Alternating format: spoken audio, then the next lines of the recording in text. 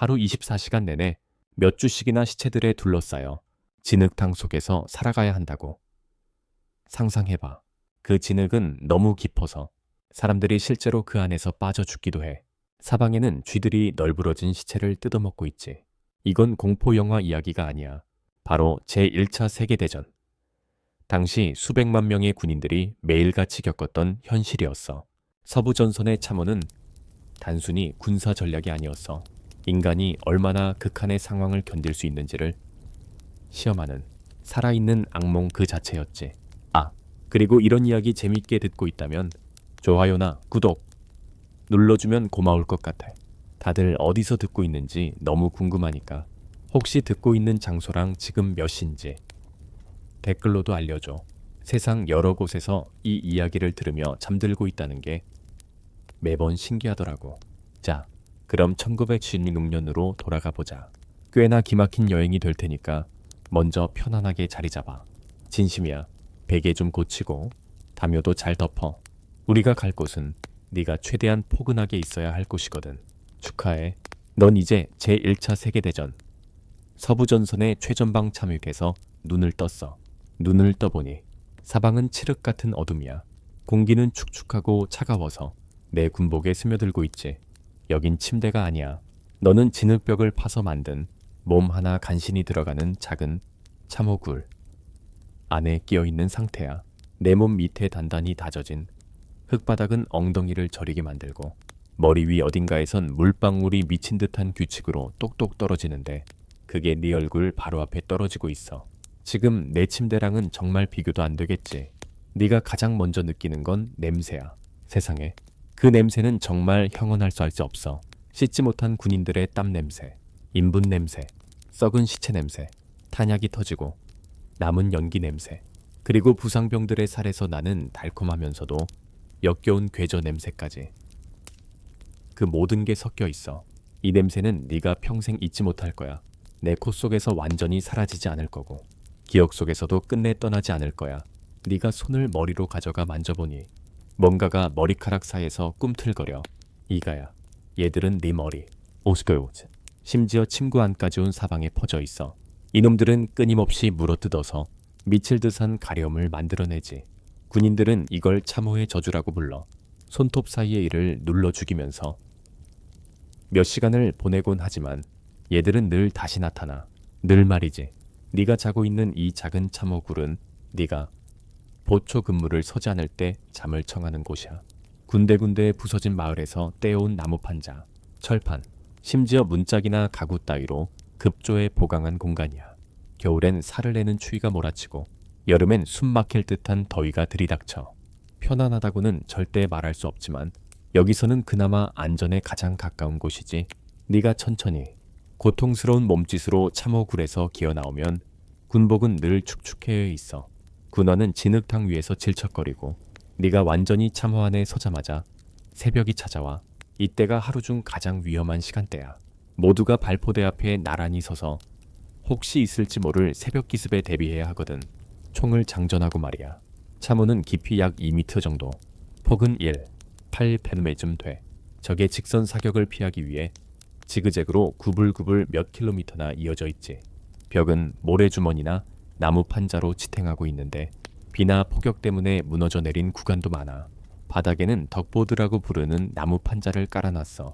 진흙이나 물 위로 발을 조금이라도 띄워보려는 노력이지. 하지만 그건 끝없이 지는 싸움이야. 비가 쏟아지면 물이 무릎이나 그 이상까지 차오르거든. 너만 있는 게 아니야. 참호 곳곳에서 다른 군인들이 하나둘 참호굴에서 기어나오고 있어. 다들 눈가가 퀭하고 완전히 지쳐 보여. 밤새 보초. 서고 있던 사람들은 너보다 더 형편없는 몰골이야. 얼굴은 수척하고 수염이 자라있고 멍한 눈빛으로 너를 스쳐보는데 그 눈은 마치 너를 통째로 꿰뚫어 보는 것 같아. 이들은 너무 많은 걸 봐버린 사람들의 얼굴이야. 아이세. 또 지옥 같은 하루가 시작이네. 내 옆에 선 군인이 중얼거려. 대구 사투리가 섞인 목소리야. 그의 이름은 태수야. 기억나지? 그는 여기서 벌써 14개월째 버티고 있어. 중대장 오기 전에 장비 정리나 해두라고. 너는 장비를 점검해. 네. 소총은 기계 속으로 진흙이 들어가지 않도록 헝겊으로 꽁꽁 싸놨어. 매일, 아니 어떤 때는 매 시간이라도 청소하지 않으면 총이 막혀버릴 수 있거든. 내 목에는 캔버스 주머니 속에 방독면이 늘 걸려 있어. 언제나 손에 닿는 곳에 있어야 해. 네. 철문은 머리에 무겁게 눌러앉아 있고 주머니 속엔 여분의 탄약이 빼곡히 들어있어. 네. 허리춤에는 총검, 참호삽, 물통, 그리고 혹시라도 보급이 끊겼을 때 먹을 비상식량이 항상 달려있지. 그 순간 휘파람 소리가 들려 모두가 얼어붙어 짧게 3번 울리는 신호. 가스 경보다. 너의 심장은 미친 듯이 뛰기 시작해. 손은 덜덜 떨리고 훈련을 수도 없이 받았지만 이 공포만은 사라지지 않아. 방독면은 캔버스 재질로 돼 있고 유리로 된 눈창과 전면 필터가 달려 있어. 숨쉬기가 답답하고 심지어 가스가 없어도 숨쉬기가 곤란해. 하지만 그걸 쓰지 않으면 넌 그냥 죽는 거야. 거짓 경보다. 참호 끝 쪽에서 목소리가 들려온다. 그냥 점검이야. 정신 바짝 차려. 이 자식들아. 모두가 방독면을 벗지만 두려움은 여전히 가시질 않아. 가스는 이곳에서 가장 무서운 무기야. 폐를 태워버리고 안에서부터 질식하게 만드는 염소가스. 노출되고 몇 시간 뒤에야 증상이 나타나는데 그때서야 자신이 죽어가고 있음을 깨닫게 하는 포스겐 가스. 피부를 벗겨내고 눈을 멀게 하는 머스터드 가스. 넌 이미 본 적이 있어. 가스에 중독돼 얼굴이 파랗게 변하고 입에 거품을 물고 공기를 찾아 허덕이면서도 숨을 못 쉬고 죽어가는 군인들을 말이야. 아침 식사. 어디선가 소리가 들려오자 군인들이 하나둘 취사구역 쪽으로 비틀거리며 몰려가. 그곳은 적의 눈에 띄지 않도록 불빛을 철저히 가려놓은 작은 움푹 파인 공간이야. 연기가 밖으로 새어나가면 적의 포격을 부를 수 있거든. 내 손에는 주석으로 만든 컵이 쥐어져 뜨겁고 진하며 달콤한 홍차가 담겨 있어. 이곳에서 이런 건 진정한 사치야. 이어서 묽은 죽 한 국자와 살짝 굳었지만 그나마 먹을 만한 빵 한 덩어리가 주어져. 그 빵은 종종 후방에서 올 때 이미 곰팡이가 피어있는 경우가 많아. 특히 여름엔 더 심해. 하지만 배고픈 병사들은 곰팡이를 긁어내고 어떻게든 먹어치워. 네가 식사를 하고 있는데 쥐들이 참호 바닥을 당당히 활보해 다녀. 놈들은 정말 커. 시체를 먹고 살이 올라. 고양이만 할 정도로 크고 겁도 없어. 어떤 병사들은 자고 일어나면 쥐가 군화를 갉아먹고 있거나 심지어 얼굴을 물어뜯고 있었다고 얘기해. 밤이면 쥐들이 코앞에서 서로 싸우며 삐걱거리는 소리를 내지. 쥐들을 잡으려고 데려온 고양이들은 이미 오래전에 독가스나 폭격으로 다 죽어버렸어. 아침 식사가 끝나면 그날의 업무가 배정돼. 어떤 병사들은 무너진 참호 구간을 보수하러 가고 모래주머니를 채우거나 벽을 다시 세워야 해. 다른 병사들은 막루에 올라 무인지대를 관찰하라는 임무를 받지. 무인지대란 참호와 적군 참호 사이에 있는 지옥 같은 곳이야. 수많은 폭탄 구덩이와 시체, 파괴된 장비들로 뒤덮인 땅이지. 또 다른 병사들은 화장실 청소 임무를 맡아. 그건 단순히 작은 굴 속에 놓여있는 양동이를 비우는 일인데 정기적으로 치워야 해. 모두가 극도로 혐오하는 일이야. 너는 5명으로 구성된 작업조에 배정됐어. 오늘 밤 참호 앞쪽의 철조망을 새로 치는 임무가 주어졌지. 이건 무척 위험한 일이야. 적의 총에 그대로 노출될 수밖에 없기 때문에 반드시 어둠 속에서만 작업해야 하거든. 하지만 지금은 일단 준비 작업을 해야 해. 감긴 철조망, 나무 말뚝, 그리고 망치가 준비돼 있어. 소리를 줄이기 위해 망치에는 천을 감아놨지. 점심이 다가오면 또 한 끼가 주어져. 이번엔 통조림 콘드. 비프 일명 분리비프랑 빵이야. 운이 좋으면 잼도 조금 나와. 음식은 늘 단조롭지만 이곳에서 그건 생존을 위한 필수품이야. 이곳에서 사람들은 엄청난 칼로리를 소모해. 스트레스, 육체노동, 끊임없는 추위 때문이지. 오후가 되면 한 장교가 참호를 순찰하러 와. 그 사람은 박중이라고 해. 22살밖에 안 됐을 것 같은데 눈빛만큼은 이미 늙어버린 사람 같아. 그는 소총을 하나하나 점검하고 모든 사람이 방독면을 가지고 있는지 확인해. 그리고 신신당부하지. 이번 달엔 독일군 총알보다 참호족 때문에 더 많은 병사들이 쓰러지고 있다. 양말 자주 갈아 신고 고래기름으로 발 문질러 줘라. 보급 들어오면 꼭 받아두고. 참호족은 발이 젖은 채로 오래 있으면 생기는 균 감염이야. 처음엔 감각이 무뎌지고 나중엔 빨갛고 부어오르고 더 심해지면 파랗게 변하지. 치료하지 않으면 살이 썩어 들어가서 궤저가 오고 결국 발을 잘라야 해. 넌 이미 본 적이 있을 거야. 들것에 실려 나가는 군인들. 발이 까맣게 썩어 들어가고 있던 그 모습 말이야. 네. 머릿속엔 오늘 밤 내 발도 꼭 확인하겠다는 생각이 맴돌아. 오후가 지루하게 흘러가 머리 위엔 구름이 몰려와서 곧 비가 쏟아질 듯해. 참호 생활에 있어서 가장 큰 적은 독일군보다 사실비야. 비가 오면 참호가 물에 잠기고 벽이 무너져 내리고 삶이 평소보다 더 참혹해지거든. 이곳에선 빗물 속에 빠져서 질퍽거리는 진흙구덩이에 몸이 빨려 들어가 죽은 사람들도 있어. 무거운 군장 때문에 몸을 끌어올릴 수 없었거든. 오후 4시쯤 되면 적군의 포격이 시작돼. 처음에는 시험 사격처럼 몇 발이 떨어지더니 곧 전면 포격으로 바뀌어 발밑 땅이 흔들리고 내 귀에는 땅이 울리는 소리가 느껴질 정도야. 너는 몸을 최대한 작게 웅크리고 참호벽에 바짝 붙어 있어. 소리는 귀를 찢을 듯이 커. 단순히 시끄러운 걸 넘어서 머리와 가슴 속까지 울려 퍼지거든. 너의 옆에 웅크리고 있는 사람은 박상병이야. 그가 한숨 섞인 목소리로 말해. 오늘 밤은 길겠네. 이게 바로 병사들이 가장 두려워하는 거야. 포격에 당하는 무력감. 무슨 수를 써도 막을 수 없고 그냥 버티는 수밖에 없어. 직격탄을 맞으면 그 자리에서 즉사해. 가까운 곳에 떨어져도 살아남아도 팔다리가 날아가거나 흙더미에 파묻힐 수 있어. 포탄 안엔 고폭탄, 파편탄, 그리고 가스탄이 있어. 각각 날아오는 소리도 미묘하게 달라서 병사들은 소리만 듣고도 어느 탄종인지 구별하게 돼. 포탄 파편은 분노에 찬 말벌떼처럼 허공을 윙윙 날아다녀. 흙먼지와 파편이 비처럼 쏟아지고 폭발 냄새가 코를 찔러. 넌 찬 흙벽에 바짝 붙어서 소리 없이 울거나 소리를 지르거나 아니면 공포에 질려서 그 자리 오줌을 지리는 병사들을 봐. 어떤 병사들은 셋 다 하기도 하지. 영원처럼 느껴지지만 실제로는 20분쯤 지나서야 포격이 멈춰. 그 갑작스런 정적이 오히려 폭격만큼 충격적이야. 군인들이 하나둘 몸을 일으켜 몸을 훑어보면서 상처가 없는지 확인하고 운 나쁘게 다친 동료들을 도와. 옆 참호 구간에서는 2명이 직격탄에 산산조각 났고 3명은 부상당했어. 1명은 팔이 잘렸고 또 1명은 다리에 파편이 박혔고 마지막 1명은 귀가 먹어서 아무 소리도 못 듣고 있어.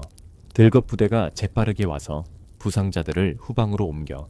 사망자들은 밤이 되면 매장하겠지만 전투가 너무 심하면 그냥 폭탄 구덩이에 시신을 묻고 흙으로 덮어야 해. 너도 어쩔 수 없이 폭탄으로 생긴 구덩이들을 메우고 무너진 참호 구간을 복구하고 폭발로 여기저기 흩어진 장비를 주워 모아야 해. 끔찍하지만 꼭 필요한 일이야. 참호가 곧 너희의 집이고 너희를 지켜주는 방패니까 반드시 유지해야만 해. 저녁이 다가오자 내게 밤 임무가 주어져. 오늘 밤 8시부터 자정까지 초병 근무를 서고 새벽 2시부터 동틀 때까지 철조망 설치 작업에 나가야 해. 그 사이에 잘 수 있는 시간은 고작 2시간뿐이야. 밤이 되면 전쟁 양상이 또 완전히 달라져. 양쪽 모두 어둠 속에서 분주히 움직여. 식량과 보급품을 들고 오는 배급조들이 오가고 부상자들은 후송되고 참호 수리 작업도 계속돼. 그리고 무인지대로 정찰이나 급습을 나가는 습격조들도 있지. 네, 초병 근무 시간은 다행히 별일 없이 지나가. 하지만 긴장은 풀 수 없어. 깜깜한 어둠을 뚫어 시야를 집중하고 작은 소리에도 흠칫 놀라. 헛소동을 일으키면 웃음거리가 되지만 진짜 적의 접근을 놓치면 내 동료들이 모두 죽을 수도 있으니까 그 무게가 네 어깨를 짓누르지. 자정이 되자 교대가 와. 넌 비틀거리며 내 방공호로 돌아가. 겨우 2시간 쪽잠이라도 자야 하거든. 부츠도 벗지 않고 장비도 그대로 둔 채 언제든 공격이 올 수 있으니 말이야. 내 몸을 축축한 흙바닥에 웅크리고 담요를 뒤집었어. 눈을 감자마자 정신을 잃듯 잠이 쏟아져. 하지만 마치 눈을 감은 지 몇 분도 안 된 것 같은데 누군가가 네 어깨를 흔들어 깨워. 이제 새벽 2시야. 철조망 작업을 나가야 하거든. 밖은 칠흑처럼 어두운데 비까지 추적추적 내려. 허리 숙이고 소리 내지 마. 네. 작업조를 이끄는 조하사가 낮은 목소리로 명령해. 소리내면 다 죽는다. 철조망 작업은 전쟁에서 가장 위험한 임무 중 하나야. 그 이유는 간단해. 캠호바그, 적의 참호와 우리 참호 사이에 있는 곳, 바로 그 무인지대로 나가야 하니까. 철조망을 새로 설치하거나 훼손된 구간을 고치는 일은 어두운 밤에만 할 수 있어. 낮에는 적군의 저격수들 눈에 다 보이거든. 오늘 내 작업조는 6명이야. 각자 두루마리처럼 감은 철조망, 나무 말뚝, 그리고 소리 죽이기 위해 천으로 감싼 망치까지 들고 움직여. 모두 기어가듯 낮은 자세로 전진하지. 참호 밖으로 나갈 때 기분은 마치 벽 없는 세상에 홀로 던져진 기분이야. 며칠 동안 흙 속에 파묻혀 있다가 갑자기 시야가 탁 트이면 오히려 더 무섭거든. 어둠뿐인데도 왠지 적군의 총구가 자신을 노리고 있는 것 같아. 너희는 배로 기어가면서도 몇 걸음마다 시체나 혹은 그 일부를 지나쳐 예전에 공격 갔다 돌아오지 못한 병사들인 거지. 시신들은 벌써 몇 달째 그 자리에 방치되어 있어서 형체조차 알아보기 힘든 상태야. 어떤 시신은 아직 손을 뻗은 채 굳어 있어. 마치 마지막 순간까지 살고 싶다고 애원하는 것처럼 말이야. 하지만 얼굴을 똑바로 쳐다보면 안 돼. 그걸 계속 떠올리면 정신이 무너지니까. 철조망 작업은 육체적으로도 정신적으로도 고통스러워. 철조망은 장갑을 껴도 손을 찢고 살을 긁어 망치를 살짝 두드리는 소리조차 밤하늘 속에 너무 크게 울리는 것 같아. 숨이 막힐 지경이야. 적군의 조명이 터지면 일순간 세상이 대나처럼 환해져. 그 순간 너희는 바위처럼 꼼짝 않고 엎드려야 해. 한 번이라도 움직이면 바로 적군의 기관총 사격이 쏟아지거든. 3시간 동안 진흙과 시체 사이를 기어다니며 새로운 철조망 라인을 설치해. 죽음이 바로 옆에서 숨 쉬고 있는 곳에서 말이야. 마침내 참호로 돌아왔을 때 내 군복은 진흙과 피로 뒤범벅이 돼 있어. 피는 네가 철조망에 긁혀서 난 상처에서 흐른 피이기도 하고 기어가다 지나친 시체에서 묻은 피이기도 해. 그리고 새벽이 밝아온다는 건 또 다른 스탠2가 시작된다는 뜻이야. 이제 잠은 물 건너갔지. 아마 오후나 돼야 눈 좀 붙일 수 있을 거야. 하늘이 조금씩 밝아지자 넌 참호의 사격대에 올라서 소총을 들고 200m밖에 떨어지지 않는 독일군 참호를 주시하지. 이제 이게 내 삶이야. 끝없이 이어지는 진흙, 공포, 비로, 죽음의 나날. 그리고 어떤 병사들은 이 현실을 견디지 못하고 완전히 무너져. 울부짖고 아무것도 못하고 심지어 스스로 목숨을 끊으려 하기도 하지. 사람들은 그걸 쉘쇼크라고 불러. 하지만 그 단어만으로는 참호전이 병사들의 정신에 남긴 끔찍한 상처를 다 설명할 수 없어. 어떤 병사들은 죽음의 농담을 하며 버티고 포탄 파편으로 예술품을 만들어내기도 하고 혹은 미신에 빠져서 무언가 자신을 지켜줄 거라고 믿지. 하지만 대부분의 병사들은 그냥 오늘 하루만 버티자 하고 생각해. 내일은 너무 두렵고 너무 불확실하니까. 그리고 아침 해가 떠오르면 무인지대가 드러나. 어제와 똑같은 풍경. 달 표면처럼 움푹 파인 땅, 고여있는 썩은 물, 녹슨 철조망들, 그리고 쓰러진 병사들의 시신이 죽기 직전의 몸짓으로 여전히 손을 뻗고 있어. 저 멀리 겨우 보이는 곳에 독일군 참호가 있어. 우리와 똑같은 처지의 사람들이야. 똑같은 공포와 고통 속에서 이유도 점점 희미해져가는 전쟁을 치르는 사람들 말이야. 그때 전령이 내 상관인 최소희에게 쪽지를 전해 장교들이 짧게 회의를 하고 곧 최소희가 너희 쪽으로 와서 단호하게 말하지. 내일 새벽 참에서 나가 적진으로 돌격한다. 오늘 안으로 편지 쓸 사람들은 써두고 쉴 수 있을 때 최대한 쉬어둬라. 그 순간 내 뱃속이 서늘해져. Over the top. 참호 밖으로 올라가 무인지대를 뛰어넘어 적의 참호를 향해 달려간다는 말이야. 사실상 죽으러 간다는 뜻이야. 기관총 세례가 너희를 반도 못 가서 쓰러뜨릴 테니까. 하지만 그건 내일의 악몽이야. 오늘은 아직 내 총을 손질해야 하고 편지를 써야 하고 아마 몇 시간이라도 눈을 붙여야 하지. 이게 내 현실이야. 좁은 진흙 구덩이에서 삶과 죽음이 나란히 놓여있는 곳. 내일 해가 뜰 수 있을지조차 모르는 곳. 여기선 적이 문제가 아니야. 진짜 적은 이 전쟁 그 자체니까. 옆에 있는 박상병이 내 표정을 보더니 담배를 하나 건네. 이곳에서 담배 한 개비는 무엇보다 귀한 물건이거든. 처음 참호 밖으로 나가는 거지. 그가 묻는다.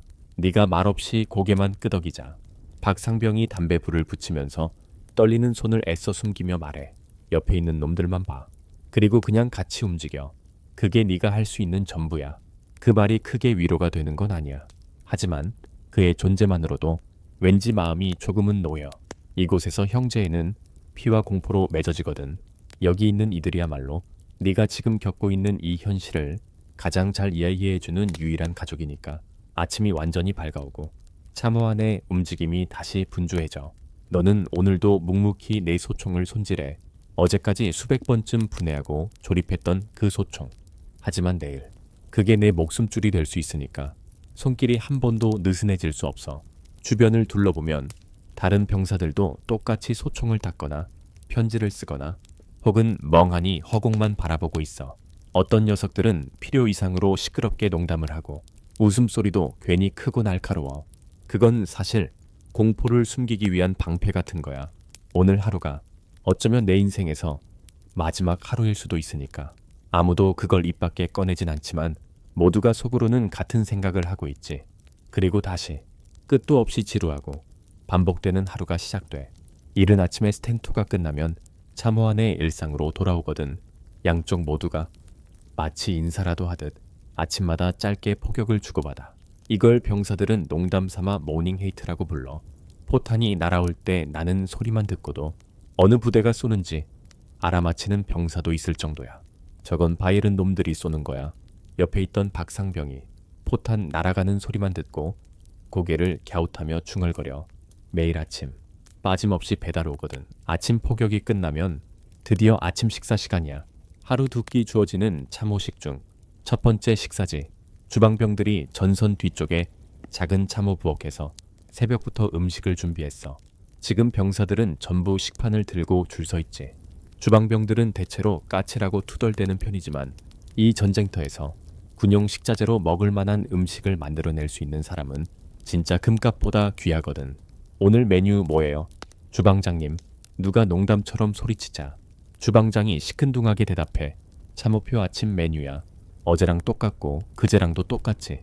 네, 식판 위로 시커먼색에 가까운 진하고 달콤한 홍차 한 국자가 부어져. 응축된 우유랑 설탕이 듬뿍 들어가. 단맛이 강하게 나. 이게 빠른 에너지원이 되거든. 그리고 운이 좋으면 베이컨을 조금 덤으로 주지만 대부분은 통조림 소고기. 그러니까 분리 비프가 올라와. 딱딱한 비스킷도 곁들여 나오는데 너무 단단해서 병사들이 농담 삼아 이걸로 집에 편지를 써도 되겠다 고 할 정도야. 독일 놈들은 요즘 무슨 빵으로 버틴대. 옆에서 김 병장이 비스킷을 악물며 묻는다. 순무빵이라더라. 누군가 대답해. 밀가루 부족해서 말린 순무 갈아서 섞는다잖아. 독일 쪽도 식량난이 심각하다는 소문이 참호 안에도 쭉 돌고 있어. 이제 빵마저 순무로 채워 만든다니. 그것도 슬픈 현실이지. 너도 마땅히 앉을 만한 마른 자리를 찾아 서둘러 식사를 마쳐. 음식은 늘 같고 맛도 변변찮지만 이 열악한 환경에서 그나마 생존에 필요한 열량을 채워주는 유일한 수단이니까. 내 군복 주머니 안에는 혹시라도 보급이 끊길 상황을 대비한 비상식량이 항상 들어있어. 통조림 분리 비프랑 비스킷 그리고 차와 설탕 조금. 누구 마음대로 꺼내 먹으면 엄청난 처벌을 받지. 그리고 아침 식사 후 병사들이 가장 방이는 시간이 오지. 바로 럼주 배급이야. 군수관이 커다란 항아리를 들고 나타나는데 항아리엔 SRD라고 적혀 있어. 원래는 Service Rum Diluted, 즉 희석된 군용 럼주라는 뜻이지만 병사들은 농담 삼아 Soon Runs Dry, 즉 금방 동난다라고 부르지. 모두가 한 컵씩만 받지만 차가운 몸을 덮이고 신경을 달래주기에 충분해. 장교들은 술 배급의 도덕적 문제를 종종 논쟁하곤 하지만 최전방에서는 그 어떤 병사도 그 가치를 의심하지 않아. 추위, 공포, 그리고 참호 생활의 끝없는 스트레스를 조금이라도 덜어주니까 신앙심 깊은 병사들은 자기 럼주를 옆 사람에게 넘기기도 해. 그 한 모금이 이곳에선 무슨 황금 덩어리보다 소중하거든. 아침 식사가 끝나면 이제 오늘의 작업 지시가 내려져. 참호는 매일같이 수리가 필요해. 비만 와도 무너지기 일쑤고 폭격 한 번에 벽이 허물어져 내리기도 하니까. 바닥은 진흙탕이 돼서 물이 빠지지 않으면 사람도 빠져버릴 정도로 깊은 웅덩이가 생겨. 모래주머니는 금방 썩고 발판으로 깔아둔 나무 판자들도 자꾸 진흙 속으로 꺼져 들어가 버려. 오늘 내 작업은 배수공사야. 전선에서 독일군보다 무서운 게 물이거든. 배수가 안 되면 참호는 순식간에 물바다가 돼. 그러면 참호벽이 무너지고 병사들은 참호 안에서 발에 병이 나거나 심하면 익사하기도 해. 내 분대는 삽과 곡괭이를 들고 참호벽 아래로 물길을 파내기 시작해. 몸을 낮춘 채 조심조심 파내야 해. 조금이라도 높이 서면 저격수가 언제 총을 쏠지 모르거든. 진흙은 마치 살아있는 것처럼 느껴져. 막 파놓은 구덩이도 금세 다시 메워지고 흐쿵탕문탕 물이 스며들어 모든 걸 집어삼켜 버리니까. 그렇게 오전 시간이 흐르고 있는데 갑자기 소문이 돈다. 야, 오늘 우편 왔다더라. 편지가 도착했다는 소식은 참호 안에서 제일 큰 사건이야. 모두 삽질을 멈추고 귀가 쫑긋 서 곧 행정병이 두툼한 편지 뭉치를 들고 참호를 따라 걸어오면서 이름을 하나하나 불러 박진수, 김태환, 이승민, 내 이름이 불리자 넌 순식간에 손을 내밀어 봉투를 받아. 내 어머니가 쓴 글씨야. 봉투를 조심스레 군복 안쪽 주머니에 넣어 오늘 밤에 혼자 있을 때 천천히 읽으려고. 편지는 이 지옥 같은 전선과 바깥 세상을 이어주는 가장 소중한 끈이야. 어떤 병사들은 소포도 받아. 누군가는 집에서 보낸 뜨개질한 양말, 누군가는 초콜릿이나 담배, 또 누군가는 어머니가 구워보낸 작은 케이크를 받기도 해. 이건 잠깐이나마 정상적인 세상을 느끼게 해주는 기적 같은 순간이야. 편지 시간이 끝나고 나면 다시 작업으로 돌아가야 해. 시간은 한없이 느리게 가. 그런데 11시쯤이 되면 주변 사람들이 시계를 자꾸 힐끗거려. 곧 소문이 퍼지지. 오늘 후방에서 식량 수송대가 온대. 수송대가 온다는 건 생존을 가르는 문제야. 그들이 들고 오는 건 빵, 각, 설탕, 때로는 신문까지. 하지만 그 수송대가 참호까지 오기란 정말 험난한 길이야. 연락 참호가 폭격으로 무너져 있거나 적군 저격병이 노리고 있거나 길 자체가 물바다거나 그래서 어쩔 수 없이 수송대가 벌판을 가로질러야 할 때도 있어. 그건 곧 독일군의 총알 세례를 맞을 각오를 해야 한다는 뜻이야. 오늘은 다행히 수송대가 무사히 도착했어. 참호 안으로 들어온 빨간 얼굴의 상병이 잔뜩 욕을 해대며 소리쳐. 젠장, 오늘도 독일 놈들이 우릴 포격으로 쫓아내려고 난리였다고. 그렇게 욕을 퍼붓는 동안에도 식량은 순식간에 분배되기 시작해. 오늘 들어온 빵은 어젯밤 야전 화덕에서 구운 거라 그나마 꽤 신선해. 자두잼, 사과잼도 들어왔고 차와 설탕도 추가됐대. 그리고 무엇보다도 물 수송차가 도착했어. 물은 총알만큼이나 귀중해. 물통에 든 물은 소독약 냄새가 진동해. 전염병 막으려고 염소를 잔뜩 타거든. 그 화학 냄새 때문에 끝내 익숙해지질 않아. 어쩔 땐 비를 받아서 쓰기도 하지만 무인지대에서 불어오는 바람에 부패한 시체 냄새가 실려와 비조차도 믿을 수가 없어. 내 물통을 가득 채운 뒤 너는 조금씩 아껴 마셔. 여기선 탈수도 흔하지만 화장실이 멀거나 폭격 때문에 움직일 수 없어서 소변을 참아야 할 때도 많거든. 참호 안 화장실은 이 전쟁에서 가장 끔찍한 장소 중 하나야. 잘 만들어진 참에서는 깊게 판 구덩이에 나무 의자가 놓여 있고 석회가루를 뿌려 냄새를 잡으려 해. 하지만 방금 판 임시 참호나 급히 만든 곳에선 그저 양동이가 화장실이야. 그걸 밤마다 참호 밖으로 비우러 나가야 해. 그것도 총알을 피해 가면서 화학 병기를 쓰는 경우도 있긴 한데 그건 거의 사치품이야. 개인 위생은 이 전쟁에서 끝없는 싸움이야.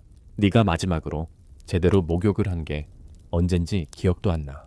최대한 할 수 있는 거라곤 군모에 물을 담아 대충 몸을 적시는 군모 목욕 정도야. 면도는 꼭 해야 해. 가스 마스크가 피부에 잘 밀착되도록 말이지. 하지만 차가운 물에 공동 면도칼을 나눠 쓰면서 면도하는 건 그야말로 고역이야. 그리고 이 전쟁에서 때려야 뗄 수 없는 존재가 있으니 바로 계급도 청결도 소용없어. 누구든 옷 속 바느질 솔기마다 이들이 득실거려. 가려움은 미쳐버릴 만큼 심하고 참호 열병이라는 병도 이놈들이 옮겨. 참호 속 병사들이 가장 자주 하는 일 중 하나가 바로 채팅이야. 물론 말로 수다 떠는 채팅 말고 옷솔기에 붙은 이 알들을 촛불로 지져 죽이는 거지. 그리고 성체들은 손톱으로 꾹 눌러서 터뜨려. 이건 일종의 사회적 활동 같기도 해. 서로 등을 돌려 손이 닿기 힘든 곳의 이를 잡아주면서 세상 돌아가는 소식도 같이 나누지. 이봐, 여기 엄청 큰 놈 잡았다. 옆에 앉은 경기병 출신 병사가 이 한 마리를 집어 보이면서 웃어. 이놈은 분명 장교들 피만 빨아먹고 다녔나 봐. 그러더니 딱 하고 손톱으로 터뜨려 버려. 전고가 되면 오늘 두 번째이자 마지막 식사가 나와. 여전히 그 지겨운 분리 비프야.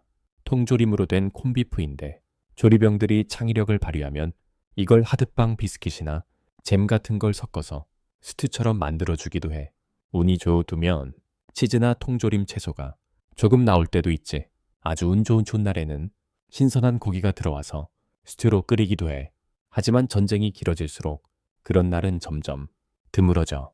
점심을 먹고 나면 또 한 번 스탠드 2가 있어. 아침보단 짧지만 역시 모든 병사들이 자기 자리로 복귀해 총검을 장착하고 적의 기습에 대비해. 그리고 나서 또 일상적인 작업이 이어지지.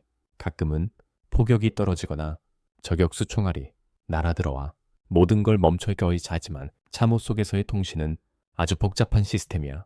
지휘소끼리는 야전 전화선으로 연결되는데 문제는 이 전화선들이 포탄에 자주 끊겨버린다는 거지. 전화가 끊기면 그 다음은 바로 주자들의 몫이야.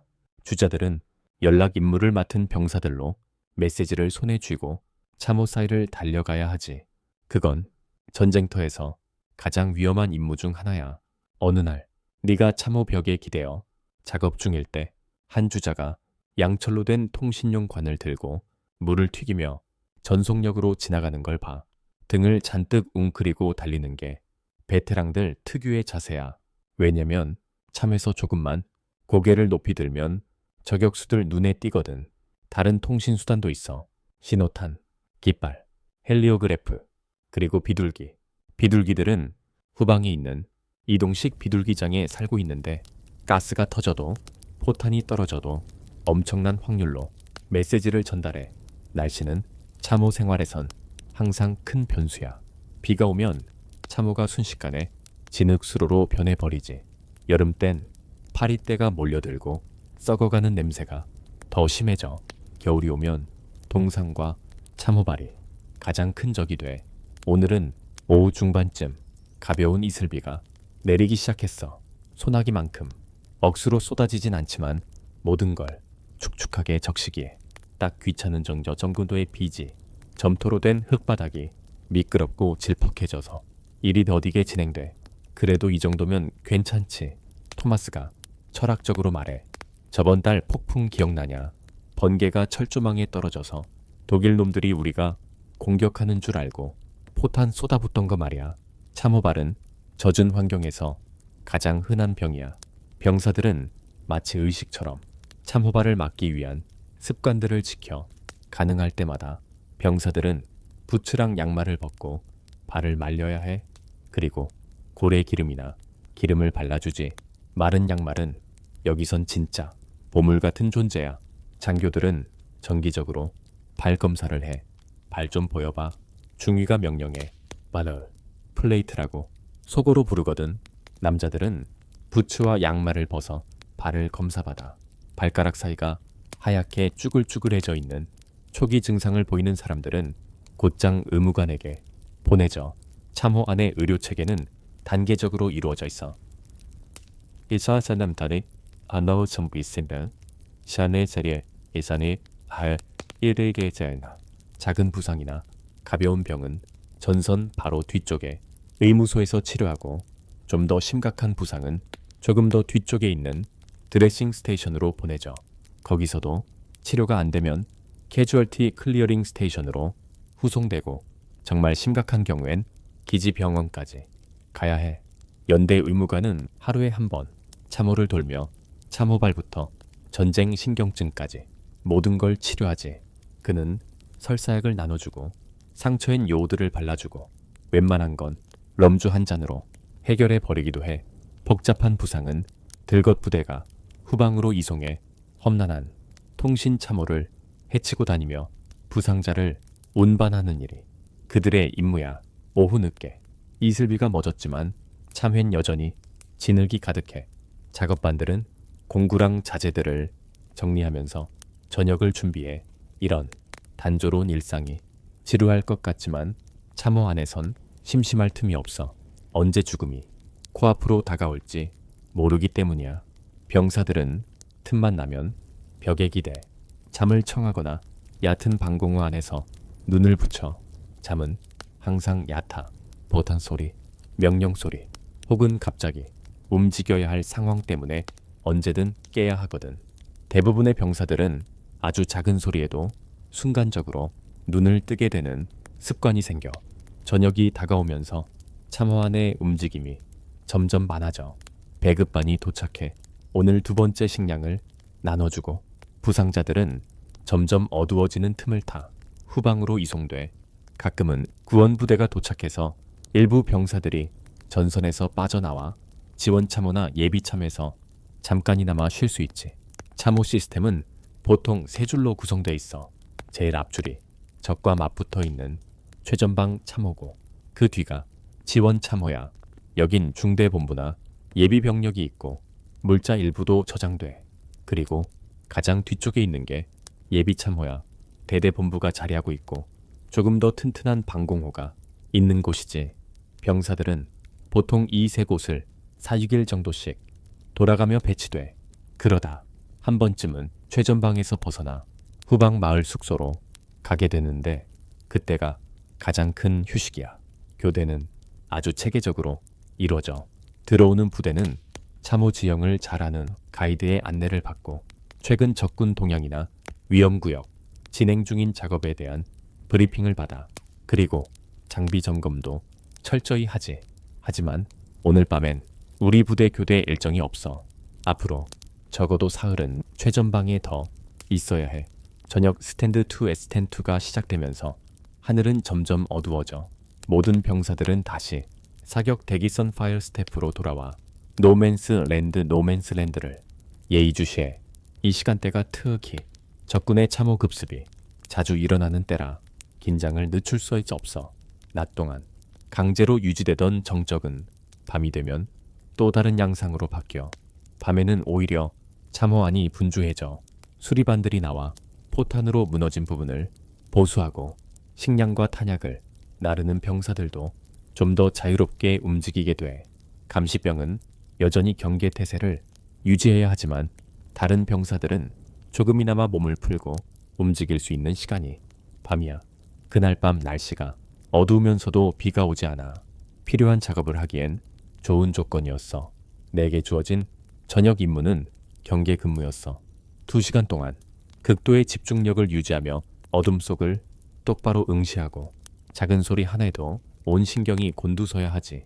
조금이라도 놓치면 부대 전체가 목숨을 잃을 수도 있거든. 이건 정말 정신적으로 엄청난 소모전이야. 만약 적군의 접근을 놓친다면 모두에게 치명적인 결과가 되니까. 경계병들은 보통 둘씩 짝을 이뤄 서로의 정신을 붙잡아주곤 해. 서로가 정신이 풀리지 않게 도와주고 혹시라도 졸거나 긴장을 풀면 즉시 깨워주지. 보통 1시간씩 교대해서 서 있어. 1시간은 참호 위 사격 대기선에서 주위를 살피고 1시간은 대기하며 언제든 투입될 준비를 하는 거야. 이런 방식으로 교대를 하면서 지속적으로 경계를 서는 거지. 그래야 정신적 소모로 인한 실수가 적어지니까. 나는 소총을 들고 사격 대기선에 섰어. 눈은 어둠 속의 그림자를 살피고 귀는 바람 소리나 철조망 흔들리는 소리까지 놓치지 않으려 곤두서 있었지. 밤의 노맨스 랜드는 낮보다도 훨씬 위협적으로 보여. 어둠 속에서 그림자들이 이상하게 흔들리고 사람 눈을 속이는 것 같거든. 가끔 독일군이 쏘는 조명탄이 하늘을 번쩍 비추면 그 순간 모든 풍경이 섬광처럼 드러나고 그 후 더 깊은 어둠 속으로 빨려 들어가는 것 같아. 그때 함께 경계 근무를 서던 베테랑 병사가 내게 조언했어. 한 곳만 계속 보지 마. 그러다 보면 없는 것도 보이는 법이야. 시간은 아주 천천히 가. 철조망이 살짝 흔들릴 때마다 작은 소리 하나 날 때마다 심장이 쿵하고 뛰어. 도대체 저 소리가 적군 순찰대가 다가오는 건지 아니면 그냥 쥐가 죽은 시체 사이를 뒤지고 있는 건지 알 수 없거든. 판단을 잘못하면 부대 전체가 위험해지지. 그래서 정신을 바짝 차리고 계속 주위를 살펴 경계 교대를 하고 1시간은 뒤에서 대기할 수 있었어. 그 시간 동안 병사들은 촛불 하나 켜놓고 편지를 쓰기도 하고 총기를 청소하거나 헝겊으로 옷을 기우며 조용히 대화를 나눠. 대화의 주제는 대부분 음식 이야기, 여자 이야기, 혹은 집 이야기야. 전쟁 이야기만은 잘 하지 않으려고 해. 특히 전선에 오래 있던 병사일수록 전투 얘기는 입에 잘 올리지 않아. 우리 집사람이 이제 고기 배급받는다고 하네. 어떤 병사가 편지를 읽으며 말했어. 이젠 일주일에 10온스밖에 못 먹는다더라. 그래서 토끼 스튜를 만들어 먹고 있다네. 토끼 스튜라. 또 다른 병사가 시큰둥하게 말했어. 우리 엄마는 당근 넣고 작은 만두도 넣어서 토끼 스튜 만드시는데 참해서 음식 얘기는 언제나 단골 주제야. 왜냐면 전선에서 먹는 음식은 늘 똑같고 맛이 없으니까. 그래서 집에서 먹던 음식 이야기를 세세하게 풀어놓으며 마치 그 음식을 눈앞에 그리듯 이야기해. 그렇게 해서라도 잠시나마 현실에서 벗어나고 싶은 거지. 장교들은 참호 안을 돌며 병사들의 경계 근무 상태를 확인하고 장비를 점검하고 독가스 마스크가 늘 준비되어 있는지 살펴봐. 그들 어깨엔 부하들의 생사까지 책임져야 한다는 무거운 부담이 늘 따라다녀. 소희가 네가 서 있는 자리 앞에 잠깐 멈춰 섰어. 어떻게 돼가나? 그가 조용히 물었어. 아직 아무 움직임 없습니다. 소희님, 네가 대답했지. 그는 고개를 끄덕이고는 곧 다른 병사 쪽으로 이동했어. 아직 어린 얼굴인데 손전등 빛 속에서 그 표정은 마치 몇십 년은 더 산 사람처럼 지쳐 보였어. 장교들은 전선에서 그 누구보다 빨리 늙어가. 자정쯤 되자 내 초소 근무가 끝났어. 다음 교대 병사가 와서 자리를 대신하고 너는 비틀비틀 두고 옷 벙커로 걸어갔어. 거기엔 내 소대원들이 이미 다닥다닥 붙어 있었지.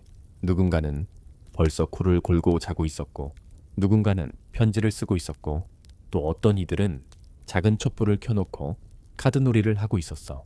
너도 내 자리로 가서 가방을 베개 삼아 눕고 축축한 군용 담요를 몸 위에 덮었지. 불편하기 짝이 없지만 그런 거 따질 겨를도 없어. 피곤이 눈꺼풀을 잡아 끌어 껏 잠에 빠져들었어.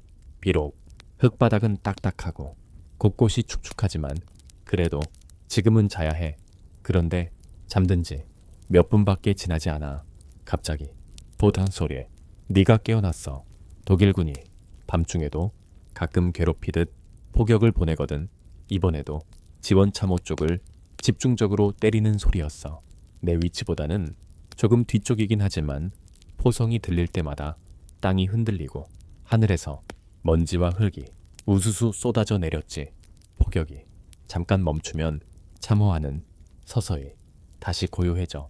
하지만 내 주변의 병사들 중 많은 이들이 이미 눈을 떴어. 익숙한 포탄 휘익, 터지는 소리, 그 다음 흙이 떨어져 내리는 그 소리까지. 이젠 그 모든 게 참호 속 일상의 일부가 되어버렸지.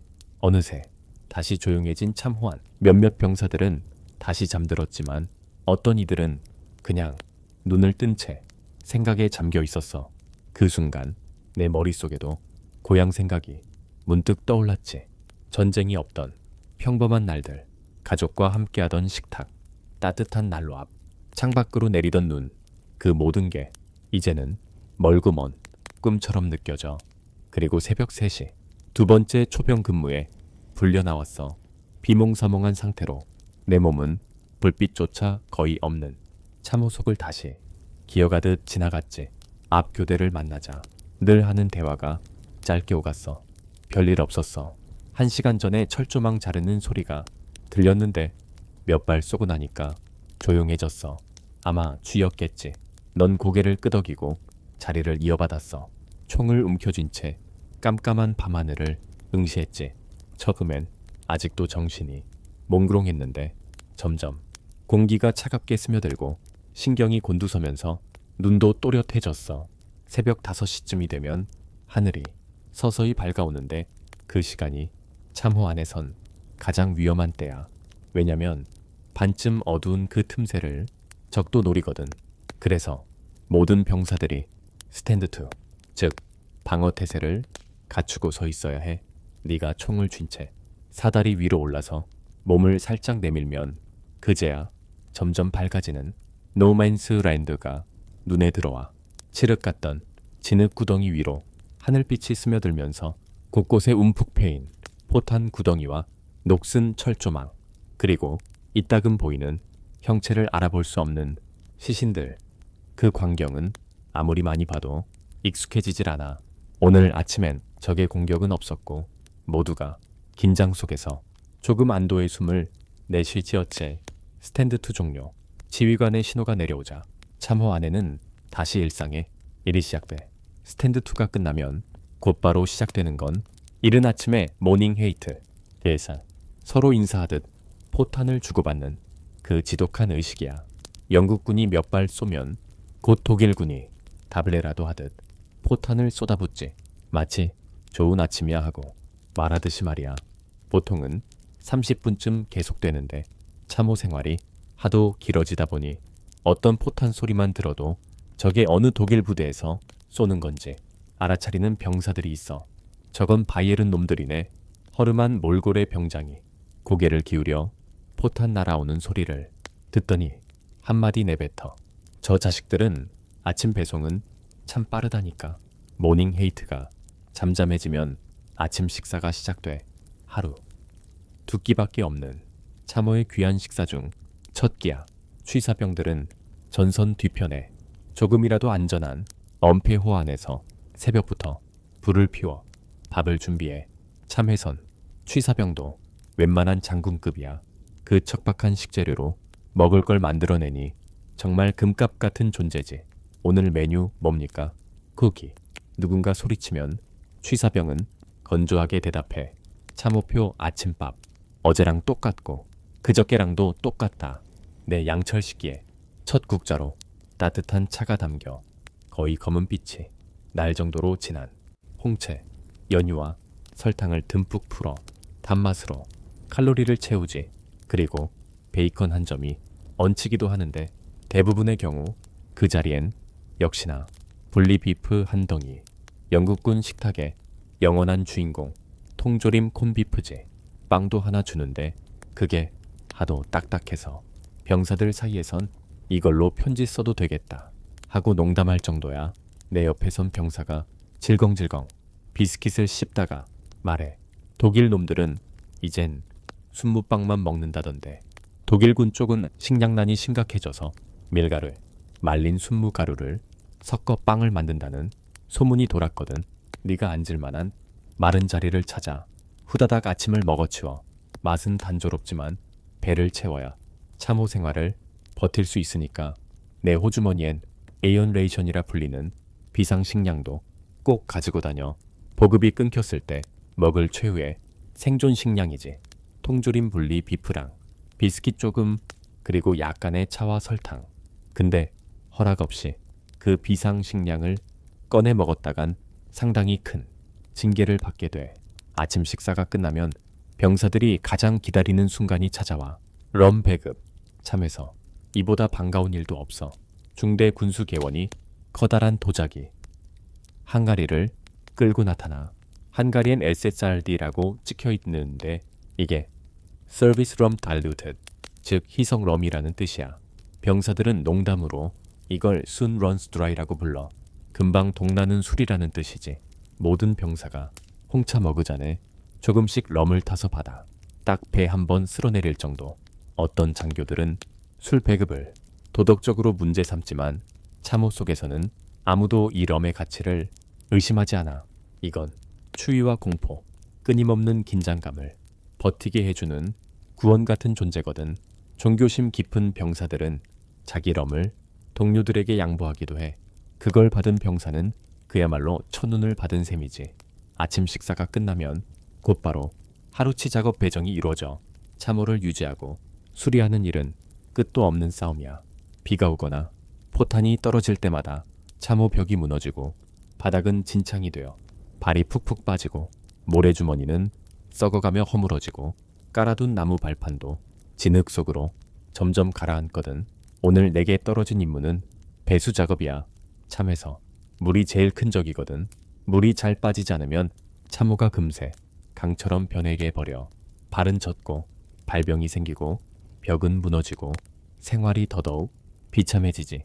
내 분대는 물길을 새로 파서 거주구역과 전투구역 쪽으로 물이 스며들지 않게 흐름을 돌려야 해. 이건 정말 등골 빠지는 작업이야. 포복 자세로 흙을 파야 하고 참호 위로 머리 내밀 수도 없어. 저격수들이 기회를 노리고 있거든. 진흙은 살아있는 괴물 같아. 파놓은 배수로를 단숨에 다시 메워버리지. 도구도 삼켜버리고 남은 흙탕물은 모든 걸 덮어버려. 그렇게 허리를 휘며 땀을 쏟고 있는데 어느새 우편물 도착했다 하는 소문이 참호를 타고 퍼져. 우편물 배달은 참호 안에서 가장 큰 축제야. 이 전쟁 속에서도 바깥 세상과 다 있다는 희미한 끈이니까 삽질을 멈추고 넌 귀를 기울여. 중대서기가 편지와 소포 꾸러미를 한가득 들고 참호를 따라 내려오면서 이름을 부르거든. 김영수, 박태진, 이승호, 정우혁. 내 이름이 불리자 너도 얼른 손을 내밀어 봉투를 받아. 내 어머니 글씨가 또렷이 적힌 그 편지를 말이야. 넌 그걸 가슴속 군복 주머니에 조심스럽게 넣어둬. 이 편지는 지금 당장 읽지 않아. 오늘 밤 조용히 혼자 시간을 낼 수 있을 때 읽어야 하니까. 참호 안에서 편지는 허겁지겁 읽는 게 아니라 천천히 음미해야 하는 보물이거든. 어떤 병사들은 소포도 받아. 어머니가 보낸 손뜨개 양말, 초콜릿, 담배, 직접 구운 케이크 같은 것들이야. 이런 건 보통 참호 안 모든 병사들과 나눠 먹어. 잠깐이나마 정상적인 세상으로 돌아간 것 같은 착각을 주거든. 편지를 받고 나서 다시 작업하러 돌아가. 아침 시간은 참 길게 느껴져. 한 11시쯤 되면 여기저기서 병사들이 시계를 자꾸 들여다봐. 왜냐면 뒤쪽에서 식량 수송대가 온다는 소식이 돌거든. 수송대는 빵, 홍차, 설탕, 어쩌면 신문도 가져올 수 있어. 근데 이 수송대가 앞으로 나오는 길이 만만치 않지. 수송대는 참호 뒤쪽에 교통참호를 통해 무거운 짐을 나르는데 그 길은 진흙투성이거나 붕괴되었거나 적의 관측에도 노출되기 쉬워. 교통참호가 너무 심하게 망가졌을 땐 병사들이 야지들판 위를 그냥 질러가야 할 때도 있어. 그건 곧 저격수 사정권 안으로 뛰어드는 거지. 오늘은 다행히 수송대가 무사히 도착했어. 붉은 얼굴에 하사관이 입에서 욕을 내뱉으면서 포탄을 뚫고 기어이 물자를 끌고 왔거든. 물자는 순식간에 나누어져. 빵은 어젯밤에 야전 오븐에서 구운 거라 상태가 괜찮아. 오늘은 자두잼하고 사과잼도 조금 들어왔대. 홍차랑 설탕도 더 실려왔고 그리고 물차도 도착했어. 참에서 물은 총갈만큼이나 귀중하거든. 각 병사는 수통 하나에 물을 담아야 하는데 이게 다음 보급 때까지 버텨야 해. 물은 소독제 냄새가 진하게 배어 있어. 병을 막으려고 염소 처리를 하기 때문이야. 이 화학약품 맛은 도저히 익숙해지질 않아. 병사들은 빗물이라도 받아서 쓰고 싶은데 문제는 그 빗물조차 독극물이 섞였을 수도 있다는 거야. 왜냐면 저기 저 무인지대에 시체들이 여기저기 썩고 있으니까 빗물에 그게 섞여 흘러들 수 있거든. 네온 수통을 채우고 아껴 마셔. 여름 땐 2톤 군복 입고 온종일 땀을 흘리니 탈수도 흔하고 반면 물이 많다고 마음 놓고 마시면 그만큼 화장실이 문제가 돼. 화장실이라니 참호 생활에서 이보다 더 끔찍하고 불편한 것도 없어. 정비가 잘 된 참호는 화장실 구덩이를 깊게 파고 목재 의자나 좌병이를 덧대어 놓아. 화장실은 작은 지선 참외 따로 만들어서 냄새가 거주구역으로 퍼지지 않게 하는 게 원칙이야. 가끔 석회가루를 듬뿍 뿌려서 악취를 줄이고 파리도 막지. 하지만 급조한 참호나 임시참외선 이마저도 사치야. 그냥 양동이 하나 두고 볼일 보면 그걸 또 밤마다 참호 밖으로 버리러 나가야 해. 그 일은 다들 극도로 싫어하지. 일부 참외는 화학식 병이도 있긴 한데 그건 거의 전설 속 존재나 다름없어. 개인 위생은 참호 생활에서 끝없이 반복되는 고난 중 하나야. 네가 마지막으로 제대로 목욕한 게 언젠지 기억도 안 나. 지금 할 수 있는 거라곤 수통 하나로 수통 목욕을 하는 게 고작이야. 헬멧에 물을 조금 따라 놓고 조금씩 떠서 얼굴, 목어, 겨드랑이만 대충 씻는 거지. 면도도 반드시 해야 해. 왜냐면 방독면이 제대로 밀착되려면 수염이 없어야 하거든. 차가운 물로 덜덜 떨면서 면도를 하는데 면도날은 여럿이서 돌려 쓰는 경우도 꽤 많아. 그리고 참호 생활에서 가장 끔찍한 동반자 바로 이가 빠질 수 없어. 계급이 높든 낮든 깨끗하든 아니든 모든 병사에게 이는 공평하게 찾아와. 이놈들은 옷솔기 속에 숨어서 피를 빨아먹고 피부를 미칠듯이 가렵게 만들어. 그뿐이 아니야. 이는 참호열병이라는 질병도 옮겨.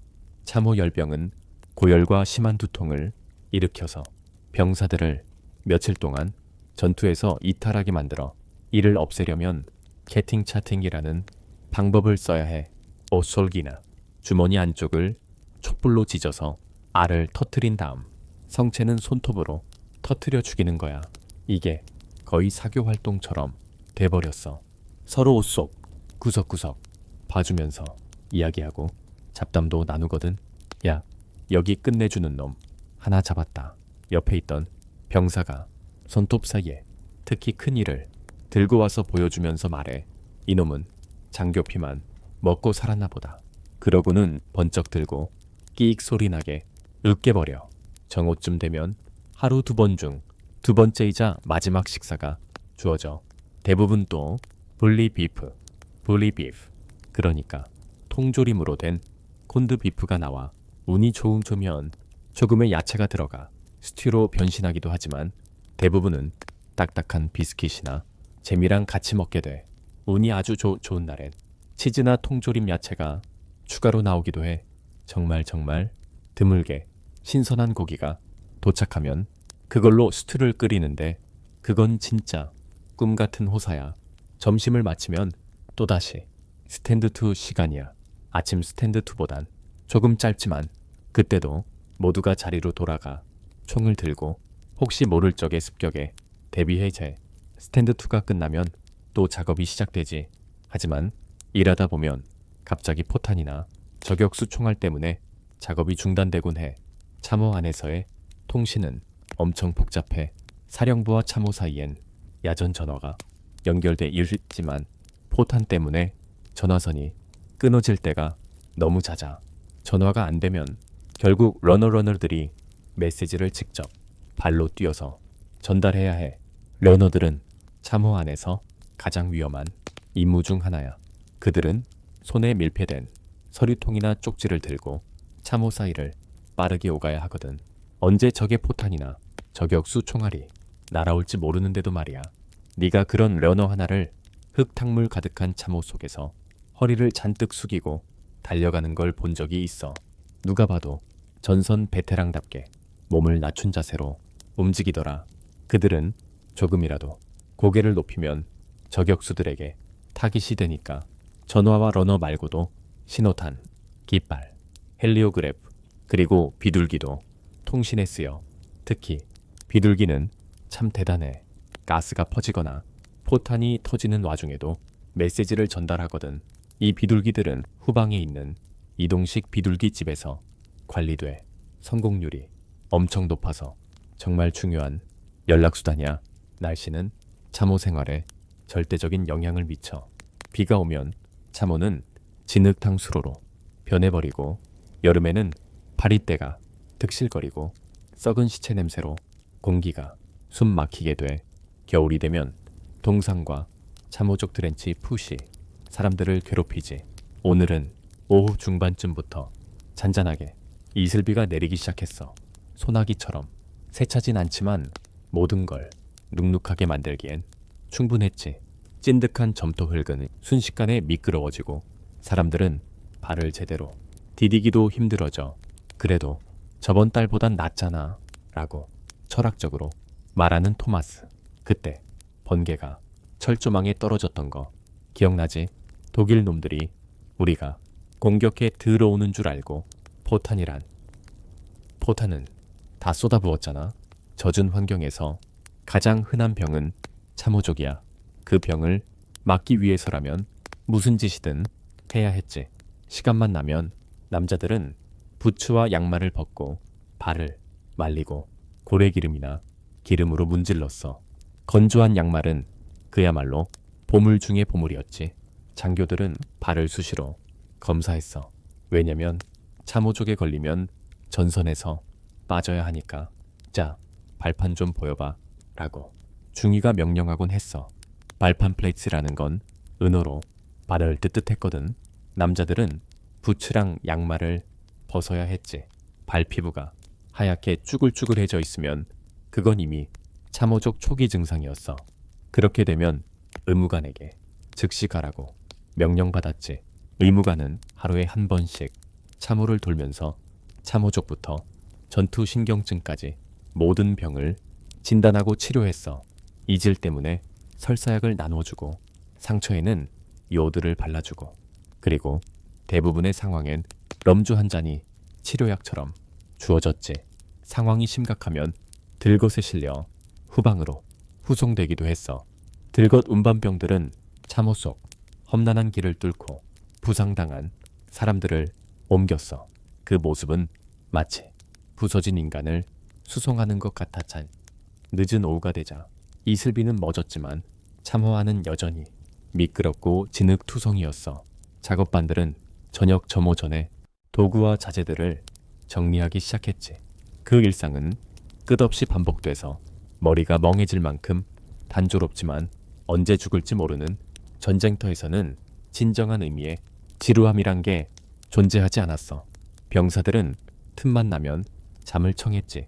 참호 벽에 기대 앉은 채 잠깐씩 눈을 붙이거나 얕은 참호 구덩이 안에서 몸을 웅크린 채 꾸벅꾸벅 졸았어. 그런데 그 잠은 늘 얕았어. 포탄 소리, 명령 소리 혹은 갑자기 이동하라는 소리에 쉽게 깨버리곤 했거든. 대부분의 병사들은 특별히 훈련받지 않아도 이상한 소리에 즉시 깨어날 수 있는 능력을 가지게 됐지. 해가 저물수록 참호 안의 움직임은 점점 더 많아졌어. 식량 운반대가 도착해 저녁 식량을 나르고 부상자들은 점점 어두워지는 저녁 하늘을 틈타 후방으로 실려 나갔어. 새로운 부대가 앞선 참호로 투입되기도 했어. 그렇게 되면 일부 병사들은 최전선에서 잠깐이나마 물러나 지원 참호나 예비 참에서 잠시 쉴 수 있었지. 참호 시스템은 보통 세 겹으로 나뉘어 있었어. 가장 앞쪽이 최전선 참호였고 그 뒤로 지원 참호가 있었지. 거긴 중대 본부, 예비 병력, 그리고 약간의 물자가 있었어. 그리고 그보다 더 뒤쪽에는 예비 참호가 있었는데 여기에는 대대 본부와 조금 더 튼튼한 대피소들이 자리하고 있었어. 병사들은 2세 구역을 돌아가면서 배치됐지. 보통 4, 6일 정도 각 구역에서 머물다가 뒤로 빠져 휴식을 취하곤 했어. 부대 교대는 철저히 계획되어 있었어. 새로 오는 병사들은 참호 지리를 잘 아는 안내병과 함께 도착했고 적군의 활동, 위험지역, 진행 중인 작업들에 대한 브리핑을 받았지. 장비도 점검했어. 가스마스크가 문제 없는지, 탄약이 충분한지 확인하고 그제야 기존 병사들이 조용히 참호를 빠져나왔지. 하지만 오늘 밤 우리 중대에는 교대가 예정돼 있지 않았어. 앞으로 적어도 3일은 더 최전선에 있어야 했었거든. 저녁 점호가 시작되자 빛이 서서히 사라졌어. 모든 병사들이 사격대 위치로 돌아갔지. 그들은 적의 움직임을 예의주시했어. 바로 이때가 적군이 소규모 습격 작전을 펼치는 시간이었거든. 밤이 찾아오자 참호는 낮과는 완전히 다른 모습으로 변했어. 낮에는 움직임이 극도로 제한되었지만 밤에는 조심스럽게나마 움직임이 많아졌지. 작업반이 나와 밤의 어둠을 틈타 파손된 곳을 수리하고 식량과 물자를 옮기는 사람들이 좀 더 자유롭게 움직였어. 보초병들은 여전히 경계를 늦추지 않았지만 나머지 사람들은 조금은 자유롭게 움직일 수 있었지. 밤의 활동량은 날씨에 크게 좌우됐어. 달빛이나 조명탄이 밝으면 움직임이 위험해졌고 폭풍우 치는 밤은 적군에게 안 보이긴 좋았지만 작업하기엔 매우 힘들었지. 오늘 밤은 구름이 잔뜩 끼었지만 비는 오지 않았어. 필요한 작업을 하기엔 그럭저럭 괜찮은 조건이었지. 오늘 밤 내 임무는 보초 근무였어. 2시간 동안 극도의 긴장 상태로 어두운 참호 밖을 지켜봐야 했지. 작은 소리 하나, 흐릿한 움직임 하나도 그저 바람 소리인지 아니면 적군의 접근인지 끊임없이 의심하게 만들었어. 그 정신적 소모는 상상 이상이었지. 왜냐하면 만약 네가 적의 접근을 놓친다면 그 결과는 모두의 목숨으로 이어질 수 있기 때문이었어. 이 보초 임무는 늘 2명이 짝을 이뤄 서도록 돼 있었어. 서로가 서로를 감시해주며 졸음을 쫓고 혹시 모를 돌발 상황에 같이 대처하기 위해서였지. 표준적인 근무 패턴은 1시간 서고 1시간 쉬는 거였어. 그나마 그게 정신적 피로로 인한 실수를 줄이는 최선의 방법이었지. 너는 다시 내 위치를 잡았어. 소총을 움켜쥐고 어두운 땅을 유심히 바라봤지. 밤의 무인지대는 낮과 또 달랐어.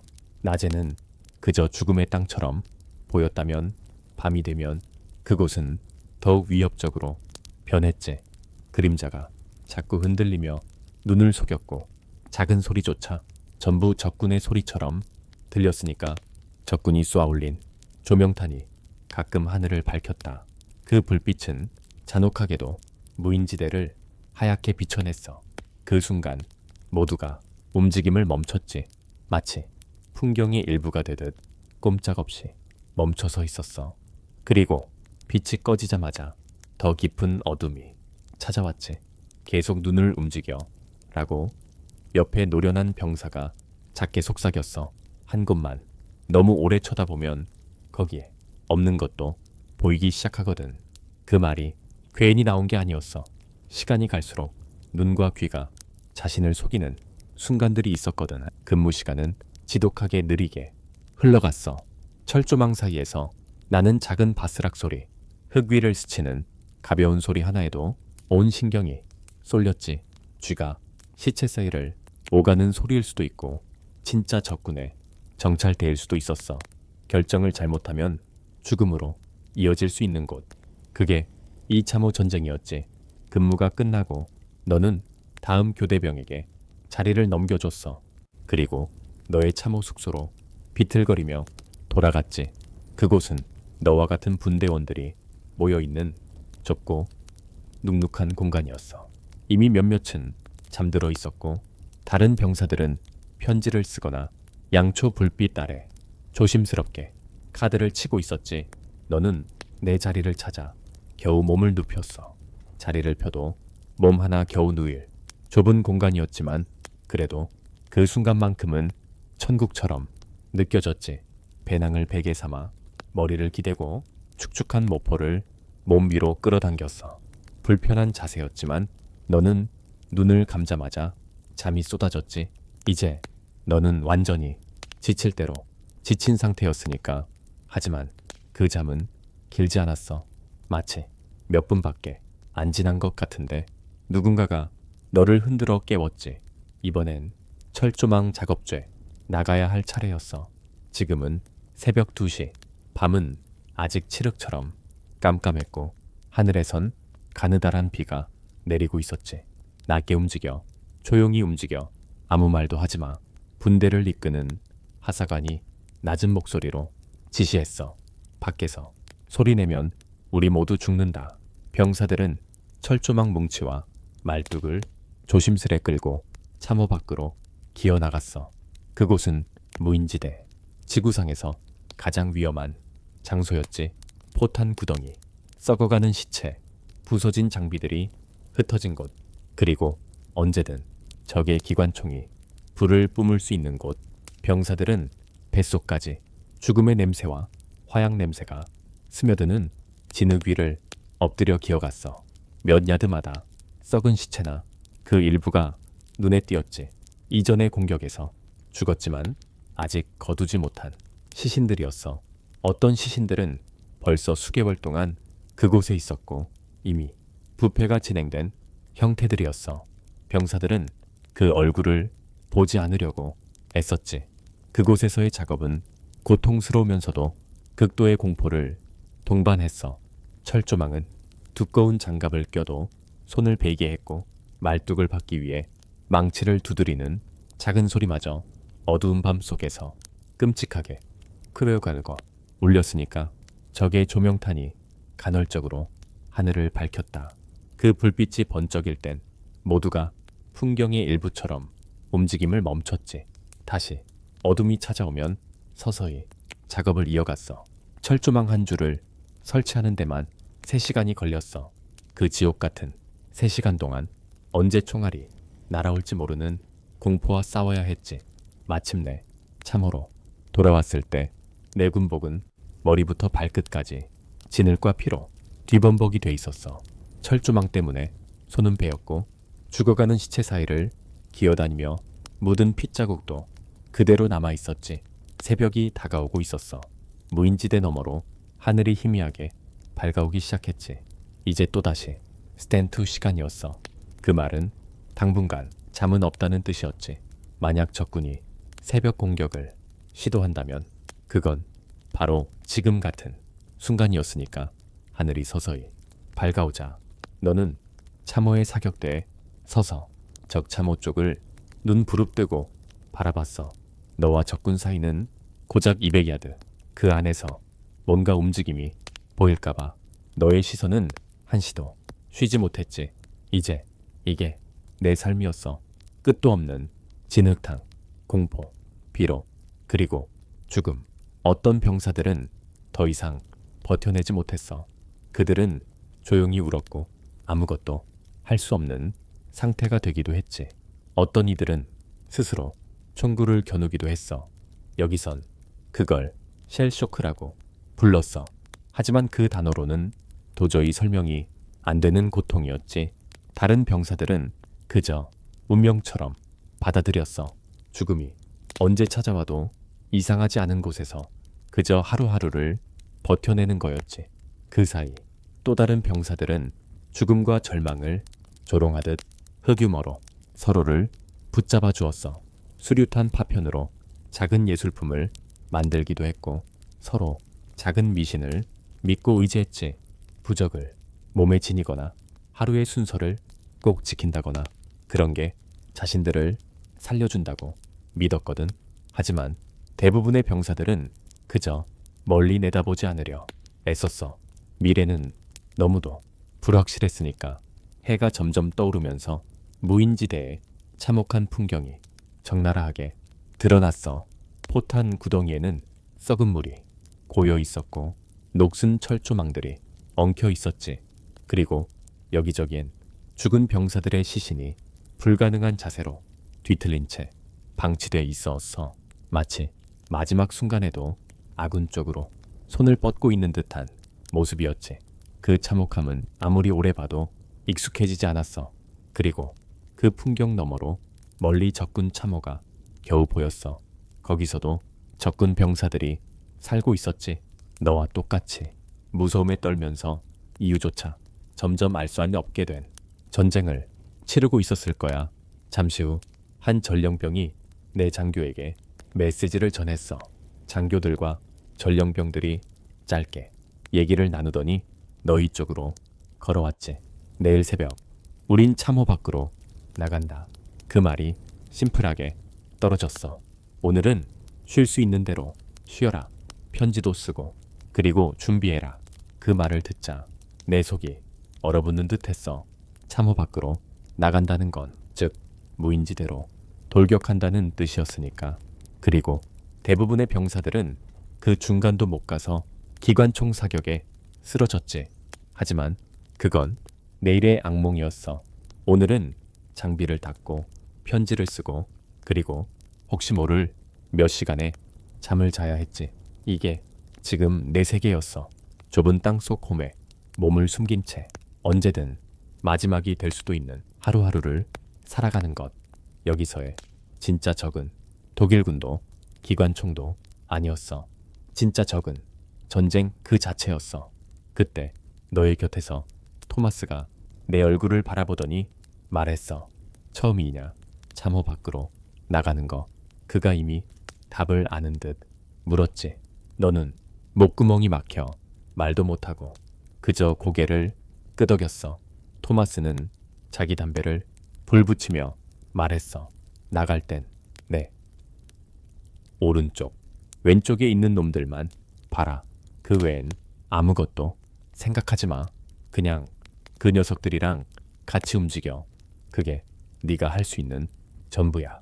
그 말은 크게 위로가 되진 않았어. 하지만 토마스의 존재 자체가 위안이었지. 여기선 피와 공포로 형제애가 생겨나거든. 이제 참호 속에서 활동이 점점 늘어나기 시작했어. 병사들은 각자의 소총을 조심스럽게 청소하며 부품 하나하나를 점검했어. 왜냐면 내일 그 총이 자기 목숨을 걸고 싸워야 할 무기였으니까. 참호 여기저기서 병사들은 편지를 쓰거나 기도하거나 혹은 멍하니 허공만 바라보고 있었어. 어떤 병사들은 지나치게 크게 웃고 떠들었지. 그건 공포를 감추기 위한 가느다란 방패였어. 시간은 아득하게 길어졌고 그날이 마지막일 수도 있다는 생각이 끊임없이 머릿속을 파고들었어. 하지만 그게 이 전쟁의 본질이었지. 진흙한 뼘의 땅을 차지하기 위해 수천 명의 젊은 병사들이 갈려나가는 전쟁. 이것이 1차 세계대전의 참호 속 삶이었어. 극도의 고통과 위험, 그리고 가장 극적인 우정의 삶. 마른 양말 한 켤레가 기적처럼 느껴지고 집에서 온 편지 한 통이 저 멀리 잊힌 세계와 이어주는 구명줄처럼 소중한 곳. 그리고 그렇게 또 하루가 밝아오고 있었어. 새벽은 어김없이 찾아왔어. 그리고 또다시 참호 속 하루가 똑같이 시작됐지. 이제는 내게도 익숙해진 아침의식. 서쪽 전선의 끝에서 끝까지 수많은 병사들이 여명전에 일어나 사격대에 서야 했어. 스탠투.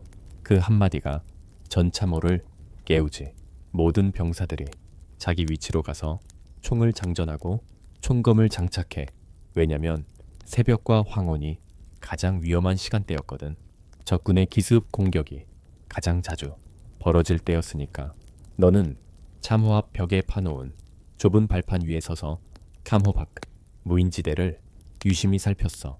어제 하루의 중노동과 춥고 습했던 밤 때문에 온몸이 쑤셨지만 넌 억지로 정신을 다잡았어. 여기선 내 집중력이 누군가의 생명을 구할 수도 있거든. 하늘이 점점 밝아지면서 참호 속 긴장감도 서서히 풀어졌어. 오늘 새벽엔 공격이 없었어. 스탄토가 끝났다는 신호가 전해지자 참호 전체에 조용한 한숨이 퍼져나갔지. 이제 진짜로 하루 일과가 시작되는 거야. 먼저 찾아오는 건 모닝 헤이트. 양쪽 모두 서로에게 좋은 아침이라고 포탄을 날려주는 전통 같은 의식이었지. 보통 30분 정도 포격이 이어져 베테랑들은 들려오는 포탄 소리만 들어도 어디서 누가 쏘고 있는지 알아맞혀. 저건 바이에른 놈들이네. 오래된 하사관 하나가 고개를 기울이며 말했지. 저 녀석들은 아침 배달만큼은 꼼꼼하단 말이야. 모닝 하테가 끝나고 나면 아침 식사 시간이야. 하루 2번 주어지는 식사 중 첫 끼. 중대 취사병들이 전방보다 조금 뒤쪽에 있는 참호 속 작은 취사실에서 새벽부터 일하고 있었지. 너는 수통 들고 줄을 섰어. 취사병들은 밤새 일하느라 늘 불친절했지만 그 존재만으로도 존경받았어. 왜냐면 군대의 식량으로 먹을 만한 걸 만들어내는 사람들은 이곳에선 정말 금 같은 가치였으니까. 오늘 메뉴가 뭡니까? 취사병님, 누군가 장난스레 외쳤지. 참호표 아침이요. 취사병이 건조하게 대답했어. 어제도 먹은 거, 그제도 먹은 거. 너의 식판에는 검은색에 가깝도록 진하게 우린 차가 퍼부어졌어. 진하고 달큰한 맛. 당분간 정신 버티게 해주는 소중한 에너지였지. 그 다음엔 베이컨이 조금 혹은 더 자주 보이는 콘비프가 있었어. 통조림 소고기. 영국군 식탁에서 빠질 수 없는 존재였지. 딱딱한 비스킷도 나왔는데 병사들은 그 비스킷을 편지지로 써도 되겠다고 농담했어. 그래도 독일 놈들이 먹는 것보단 낫잖아. 내 옆에 병사가 비스킷을 억지로 씹으며 말했지. 걔네들은 요즘 순무빵 먹고 산다더라. 독일군 쪽은 식량 사정이 심각해져서 밀가루 대신 말린 순무가루로 빵을 만드는 중이라는 소문이 돌고 있었어.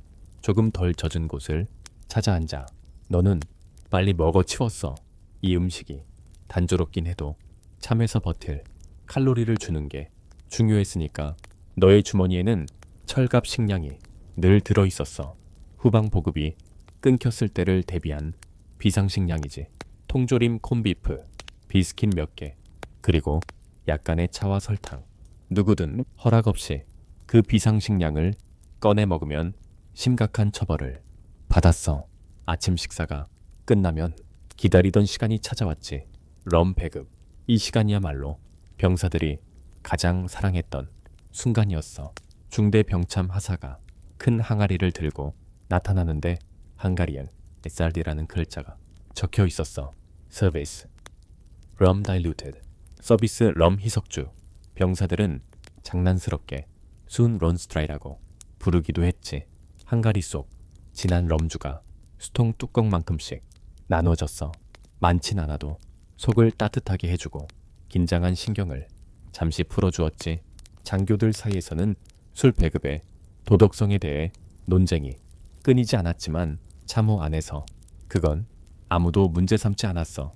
그건 이곳에서 살아남기 위한 정신적 약이었거든. 종교심 깊은 병사들은 자신의 럼 배급을 동료들에게 양보하기도 했어.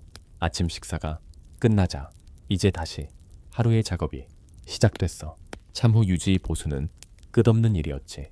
비와 폭격 때문에 참호벽이 계속 무너졌고 바닥은 제방을 설치하지 않으면 곧바로 진흙탕이 됐어. 모래주머니는 곧 사가버렸고 널빤지도 진흙 속으로 점점 가라앉았지. 오늘 너에게 할당된 임무는 배수 작업이었어. 참에서 독일군 다음으로 무서운 적은 바로 물이었거든. 배수가 안 되면 참호가 침수되어 버렸고 결국 전투도 못하고 병사들이 썩어가기 시작했으니까 너와 소대원들은 삽을 들어 작은 배수로를 파기 시작했어. 생활구역과 전투구역을 물이 덮치지 않도록 물을 빼내야 했지. 등허리가 끊어질 듯 했지만 참호 벽 위로 머리를 내밀면 저격수가 노리고 있으니 허리를 펴고 일할 수도 없었어. 진흙은 마치 살아있는 것처럼 방금 판 배수로를 곧바로 다시 메꿔버렸고 모든 틈새로 스며들어 왔지. 아침 시간이 느리게 흘러갔어. 그리고 곧 소문이 참호 안을 휩쓸었지. 우편이 도착했대. 이 말 한마디에 모든 병사들이 잠깐이라도 삽을 멈췄어. 우편 배달은 이곳에서 세상과 이어진 유일한 희망의 끈이었거든. 너는 너의 이름이 불리길 기다리며 긴장했어. 중대 서기가 우편 더미를 들고 참호를 하나하나 돌아다녔어. 윌리엄스, 파케어, 테일러, 데이비스. 드디어 너의 이름이 불렸어. 너는 조심스레 봉투를 받아 흙 묻은 제익산에 소중히 넣었지. 오늘 밤 혼자 있을 때 읽으려고.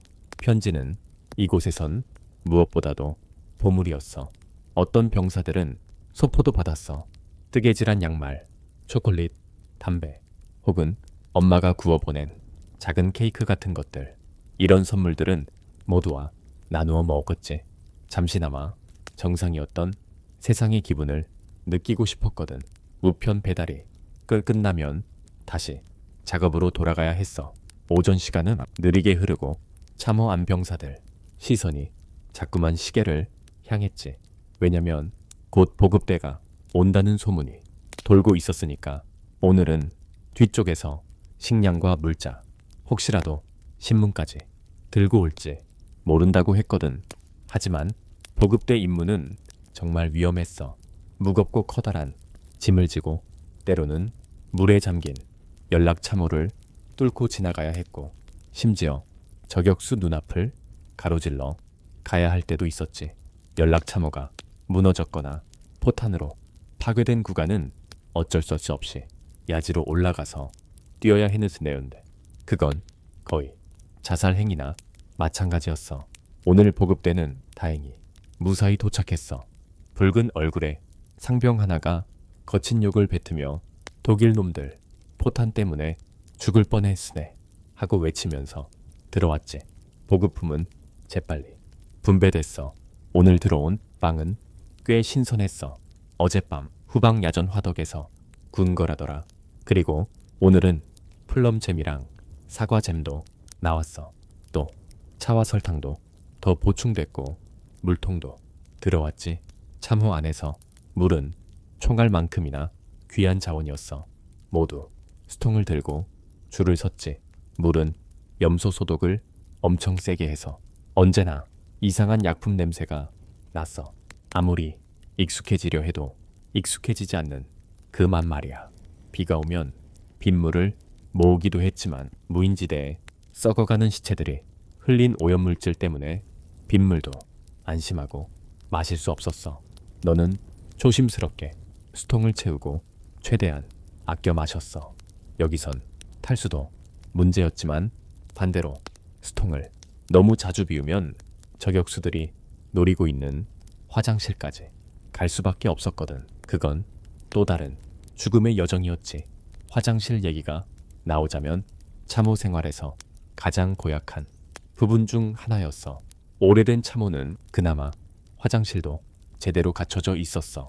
깊게 판 구덩이에 나무로 만든 좌판을 얹은 형태였지. 좁은 가지참에 따로 설치돼 있었고 악취가 덜 퍼지도록 석회가루를 자주 뿌렸어. 그런데 새로 판 참호나 임시로 사용하는 참호는 그런 게 없었지. 그냥 양동이에다 용변을 보고 밤이 되면 그걸 참호 밖으로 버려야 했는데, 그 일도 저격수의 표적이 될 수 있는 위험천만한 임무였어. 아주 드물게 화학 화장실이 도입되기도 했지만 그건 정말 사치품 같은 존재였어. 개인 위생은 계속 큰 고민거리였지. 너는 몇 주째 제대로 씻지 못했어. 최고로 호살아야 수통 하나로 머리부터 발끝까지 닦는 게 전부였어. 면도도 꼭 해야 했어.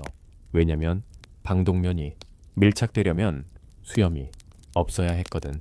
하지만 찬물에 면도하는 건 생각만 해도 끔찍했어. 게다가 면도칼을 서로 돌려 쓸 수밖에 없었지. 벼룩과 이들은 모두의 동반자였어. 계급도 청결도 아무 소용없었어. 옷솔기마다 숨어 살았고 가려움증을 일으키고 참호열이라는 병까지 옮겼지. 고열과 심한 두통을 일으키는 병이었어.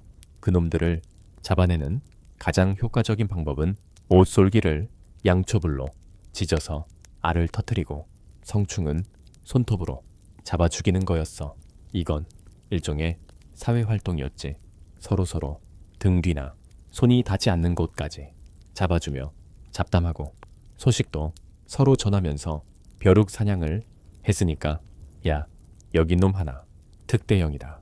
내 옆에 있던 랭커셔 병사가 손바닥 위에 통통한 벼룩을 들어 보였어. 이건 분명 장교놈들 피만 빨아먹은 놈일걸. 그러고는 시원하게 눌러 터뜨렸지. 점심 무렵이 되면 그날의 두 번째이자 마지막 식사가 나와. 대부분 통조림 소고기였지. 운이 좋으면 그걸 스튜처럼 만들기도 했어.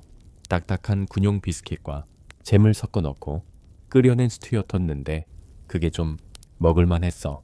정말 좋은 날엔 치즈나 통조림 야채도 조금 나오곤 했어. 아주 가끔은 신선한 고기가 들어오는 날도 있었지만 전쟁이 길어질수록 그마저도 점점 드물어졌지. 점심을 먹고 나면 또다시 짧은 준비 태세를 갖춰야 봐야 했어. 아침에 했던 그 스탠드2보다는 짧지만 적의 기습에 대비하기 위해서였지. 그 이후엔 다시 작업이 시작돼. 폭격이나 저격수의 습격이 가끔 끼어들 뿐 그날 루틴은 거의 똑같았어. 참호 안에서의 통신은 복잡했어. 전화선으로 지휘소끼리 연결되어 있었지만 보다니 자주 그 선을 끊어버리곤 했지. 전화가 안 되면 레오네오들이 등장했어. 서류를 손에 쥐고 참호 사이를 달리는 메신저들이었지. 이 레오노들이야말로 전선에서 가장 위험한 임무를 맡은 사람들이었어. 방금 전에도 한 러너가 물을 튀기며 내 곁을 지나갔어. 손에는 밀폐된 서류통이 들려 있었지. 고개를 찾아들고 마치 몸을 반쯤 접은 듯한 자세로 달려갔어. 그건 다 이유가 있었지. 참에서 조금이라도 높이 일어서면 저격수의 표적이 되기 십상이었으니까. 다른 통신 수단으로는 신호탄, 깃발, 헬리오그래프, 비둘기가 있었어. 비둘기들은 참호 뒤편에 움직이는 임시 비둘기 집에서 관리됐는데 가스나 포탄 속에서도 놀라울 만큼 정확하게 메시지를 전달했지. 날씨는 참호 생활의 모든 걸 좌우했어. 비가 오면 참호는 진창으로 변하고 여름 땐 파리 때와 시체 썩는 냄새가 진동했어. 겨울엔 동상과 참호발이 문제였지. 오늘 오후엔 가벼운 이슬비가 내렸어. 소강 상태였던 포격음 위로 부슬부슬 빗소리가 얹혔어.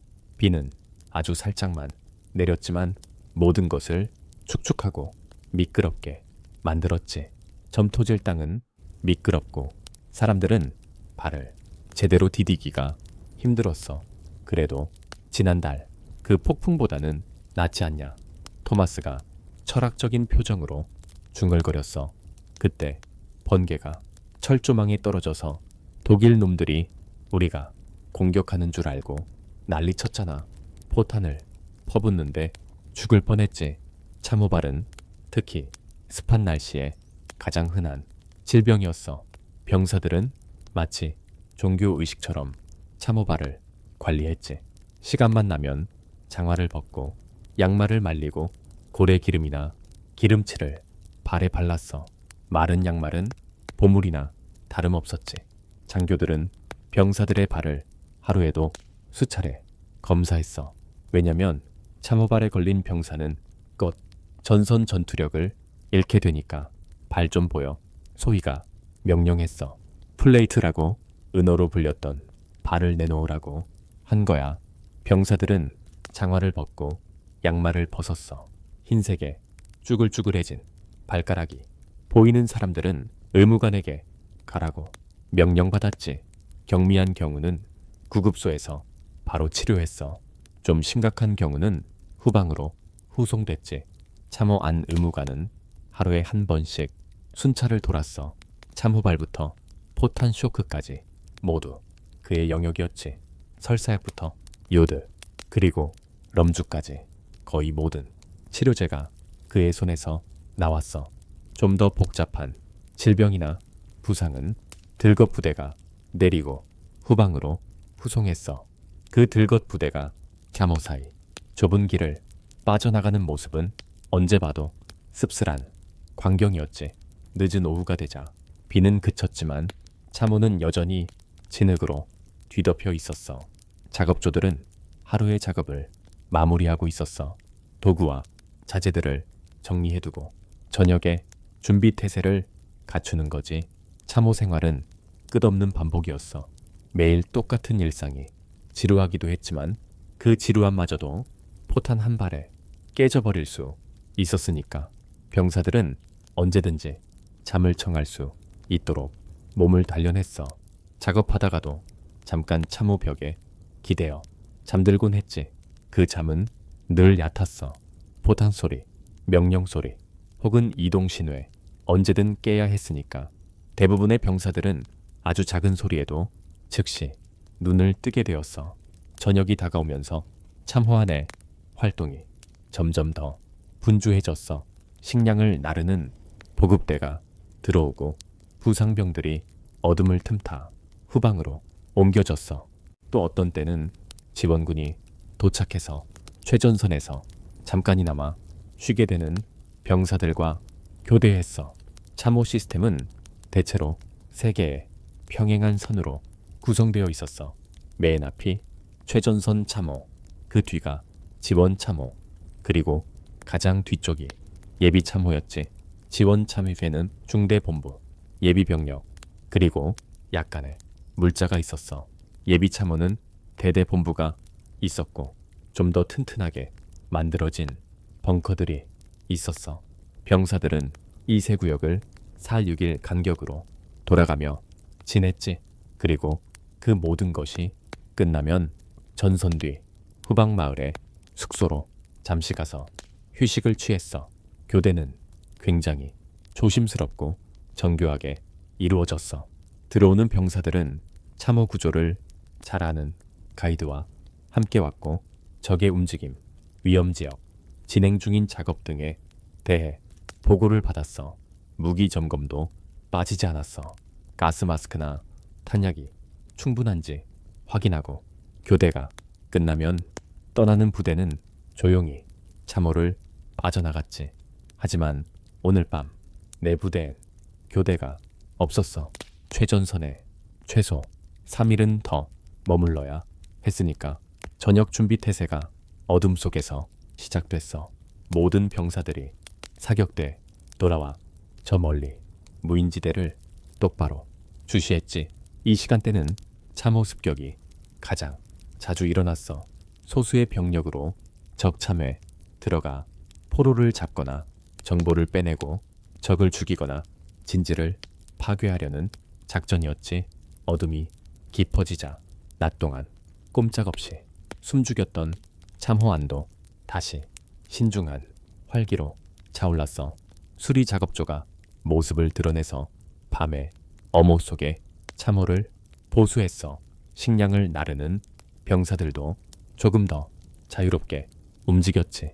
경계병들은 계속 바짝 긴장하고 있었지만 다른 병사들은 조금씩 움직이거나 스트레칭을 하거나 낮보다는 조금은 덜 경직된 모습이었어. 날씨가 모든 밤 활동에 변수가 되었어. 달빛이나 조명탄이 뜨면 움직이기 위험했지만 폭풍우가 치면 작업은 어려워졌지.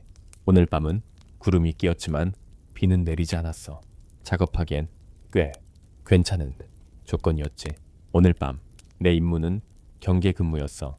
2시간 동안 극도의 긴장감 속에서 어둠 속을 응시하며 귀를 기울여야 했지. 작은 소리 하나가 적의 습격일 수도 있었으니까 그 긴장감은 정신을 탈진시킬 정도였어. 경계병들은 보통 둘씩 짝을 지었어. 서로가 서로를 깨어있게 도왔거든. 표준 근무 패턴은 1시간 근무, 1시간 대기였어. 1시간은 참호 밖을 주시하고 그 다음 1시간은 바로 출동할 수 있도록 대기하는 거지. 이렇게 교대해야 실수도 줄어들었어. 너도 너의 자리로 갔어. 소총을 손에 쥐고 눈은 어둠 속을 샅샅이 훑었지. 무인지대의 풍경은 밤이 되면 또 다른 모습이었어. 더 음침하고 그림자가 희한하게 흐느적거렸지. 조명탄이 가끔 하늘을 가르며 터졌어. 그 순간만큼은 모든 게 환히 드러났고 그 다음엔 더 깊은 어둠이 내려앉았어. 눈은 계속 움직여야 해. 같이 근무 서던 베테랑 병사가 조언했어. 한 곳만 계속 보면 없는 것도 있는 것처럼 보이니까. 그 시간은 참 느리게 갔어. 철조망 흔들리는 소리 하나, 그림자 스치는 소리 하나에도 온 신경이 곤두섰지. 적 순찰인지 아니면 시체 사이를 돌아다니는 쥐인지 구분하는 게 생사의 문제였거든. 교대 시간 사이 병사들은 양초 불빛 아래서 편지를 쓰기도 하고 총기를 청소하거나 옷을 수선하거나 낮은 목소리로 대화를 나눴어. 대화의 주제는 대개 음식, 여자 혹은 고향 얘기였지. 전쟁 이야기만은 웬만하면 꺼내지 않았어. 가장 오래 전선에 있던 베테랑들이 전투 이야기를 가장 말하지 않았거든. 우리 와이프가 편지에서 그러더라. 어떤 병사가 편지를 읽으며 중얼거렸어. 이제 고기 배급이 줄어들었다네. 사람당 일주일에 실리 온스밖에 못 먹는다네. 토끼 스튜를 배우고 있다나 봐. 토끼 스튜라. 다른 병사가 시큰둥하게 받아쳤어. 우리 엄마는 당근이랑 작은 만두를 넣어서 끓여주셨는데 음식 얘기는 참에서 가장 인기 있는 화제였어. 참호 음식이 워낙 단조롭다 보니 병사들은 고향의 식탁 이야기를 끝없이 풀어놨지. 그건 현재 끔찍함을 잠깐이라도 잊게 해주는 마법 같은 시간이었거든. 장교들이 참호를 돌아다니며 경계병들을 확인하고 장비를 점검했어. 가스 마스크가 제대로 준비되어 있는지, 탄약은 충분한지 세심히 살펴봤지. 그들은 자신의 부하들에 대해 책임을 져야 했으니까 결국 누가 살고 누가 죽을지를 결정짓는 건 그들의 선택이었거든. 내 지휘관 소희가 내 쪽으로 다가왔어. 무슨 이상 있나? 그가 낮은 목소리로 물었어. 아직 아무 움직임 없습니다. 소희님, 네가 보고했어. 그는 고개를 끄덕이더니 손전등 불빛을 조심스럽게 가려가며 다음 위치로 이동했어. 그 젊은 얼굴이 희미한 빛 속에서 무겁고 늙어 보였어. 참호해. 장교들은 정말 빨리 늙어갔지. 자정쯤 내 경계 근무가 끝났어. 다음 근무조가 내 자리를 인수했고 너는 내 벙커로 비틀거리며 돌아갔어. 벙커 안은 이미 내 분대원들로 가득 차 있었어. 누군가는 벌써 잠들었고 누군가는 편지를 쓰고 있었으며 또 다른 이들은 카드를 치고 있었어. 작은 양초 하나가 조심스럽게 가려진 불빛을 내뿜고 있었어. 내 자리를 가자. 겨우 몸을 펴 누울 공간에 몸을 들어눕혔지. 배낭을 베개 삼아 습기찬 담요를 덮고 눈을 감았어. 불편하기 짝이 없었지만 너무도 지쳐서 그게 문제될 여력도 없었지. 순식간에 잠이 쏟아졌어. 하지만 그 잠은 깊지 않았어. 참호의 잠은 결코 편안하지 않았거든. 꿈은 언제나 생생하고 끔찍했어. 병사들은 악몽 속에서 소리치며 깨어나기도 하고 자다가 몬규병처럼 참호 밖으로 나가려 하기도 했지. 그럴 땐 다른 병사들이 그를 붙잡아 안전하게 끌어들이곤 했어. 너도 어느 순간 깨어났어. 포탄 터지는 소리에 그건 독일군이 몇 시간마다 쏘아보내는 야간 방해 사격이었어. 폭발음이 멀리서 들렸어. 지원 참호를 향한 사격이었지. 네가 있는 위치까지 닿지는 않았지만 포격 소리 속에서는 도저히 잠들 수가 없었어. 주변을 보니 다른 병사들도 다 깨어 있었어. 모두 익숙한 패턴의 소리를 들으면서 포탄이 어디에 떨어졌는지 가늠하고 있었지. 그 보성이 잦아들자 참호 안은 다시 조용해졌어. 어떤 병사들은 다시 잠을 청했고 또 다른 병사들은 그저 눈을 뜬 채 고향 생각에 잠겼지. 혹은 내일 어떤 운명이 자기들을 기다리고 있을지 생각하며 긴 밤을 보냈어. 새벽 3시가 되자 너는 두 번째 경계 근무를 위해 깨워졌어. 몹시 피곤했지만 어쩔 수 없이 다시 사격대 쪽으로 향했지. 어둠 속에서 다른 병사와 교대했어. 무슨 일 있었나? 언제나 같은 그 질문을 했지. 1시간 전쯤 철조망 자르는 소리가 난 것 같았어. 그가 대답했어. 몇 발 사격했는데 내온데. 그 뒤로 아무 일도 없었어. 아마 쥐였을 거야. 너는 고개를 끄덕이고 자리로 들어갔어. 소총을 들고 서서히 정신을 바짝 차렸지. 새벽 직전은 가장 춥고 가장 어두운 시간이었어. 그리고 그 시간이야말로 사람들의 사기가 가장 떨어지는 때였어. 저기 보통 이때를 노렸지. 하늘은 서서히 밝아오고 있었어. 검은 어둠이 진한 파란색으로 그리고 차츰 회색으로 바뀌었지. 그 시간은 가장 위험했어. 새벽 정찰이나 습격이 자주 일어났으니까 빛이 아직 충분히 밝지 않아 움직임을 숨기기 좋았거든. 모두 대기태세. 명령이 참호를 가로질러 전해졌어. 모든 병사들이 자리로 달려가 사격대에 섰어. 눈은 무인지대를 응시했지. 참호 밖이 점점 밝아오면서 아무 일 없이 지나가자 참호 안에 길게 안도의 숨이 흘렀어. 새벽 대기 태세가 끝나고 또 하루가 시작됐지. 일하고 먹고 기다리고 지켜보는 하루 말이야. 그 끝없는 반복 속에서 병사들은 점점 지쳐갔어. 그럼에도 그들은 믿기 어려울 정도로 잘 버텼지. 웃음은 여전히 존재했고 우정은 더욱 깊어졌으며 참호 속의 삶은 어떻게든 계속 흘러갔거든.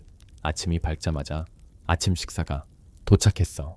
오늘은 가, 비스킷, 그리고 베이컨이었어.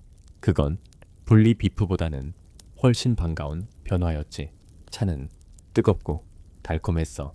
민간인이라면 도저히 이해하지 못할 작은 사치였지. 병사들은 그걸 천천히 마셨고 그 잠깐의 따뜻함과 위안을 음미했어. 오늘 편지 온단에 하사관이 알렸어. 그리고 오늘 밤 도로만 괜찮으면 뜨끈한 식사도 올 거라네. 이런 작은 소식들이 참호 안에서는 엄청난 기쁨을 줬지. 한 통의 편지, 따뜻한 한 끼 식사, 마른 양말 한 켤레, 이런 것들이 참에서의 삶에선 값으로 매길 수 없는 보물이었거든. 아침 식사 후 다시 작업 분담이 주어졌어.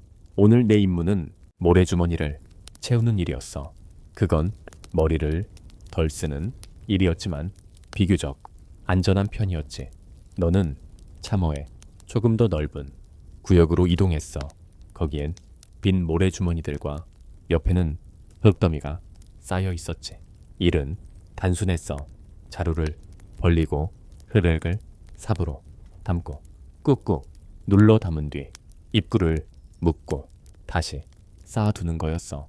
끝없이 반복해야 했지만 말이야. 참호를 수리하고 보수하려면 매일매일 수천 개의 모래주머니가 필요했거든. 일하는 동안 주변에서는 이야기가 끊이지 않았어. 병사들은 3일 뒤에 교대가 올 거라는 소문을 얘기했어. 올해 안에 전쟁이 꽤 끝날 수 있을까 논쟁도 했지. 며칠 전에 받은 신문에 나온 소식들도 서로 주고받았어. 말을 하면서 시간이 조금은 빨리 갔고 모래주머니들은 차곡차곡 쌓여갔지. 참에서 2주째가 되어가면서 너도 이 끝없는 패턴에 익숙해졌어. 이제는 충격도 덜했고 무슨 일이 일어나도 담담히 받아들일 수 있었거든. 베테랑들이 말하던 참호 다리를 얻은 셈이지. 처음엔 모든 게 무섭고 낯설었지만 이제는 포탄 소리만 들어도 무슨 포탄인지 구분할 수 있게 되었으니까.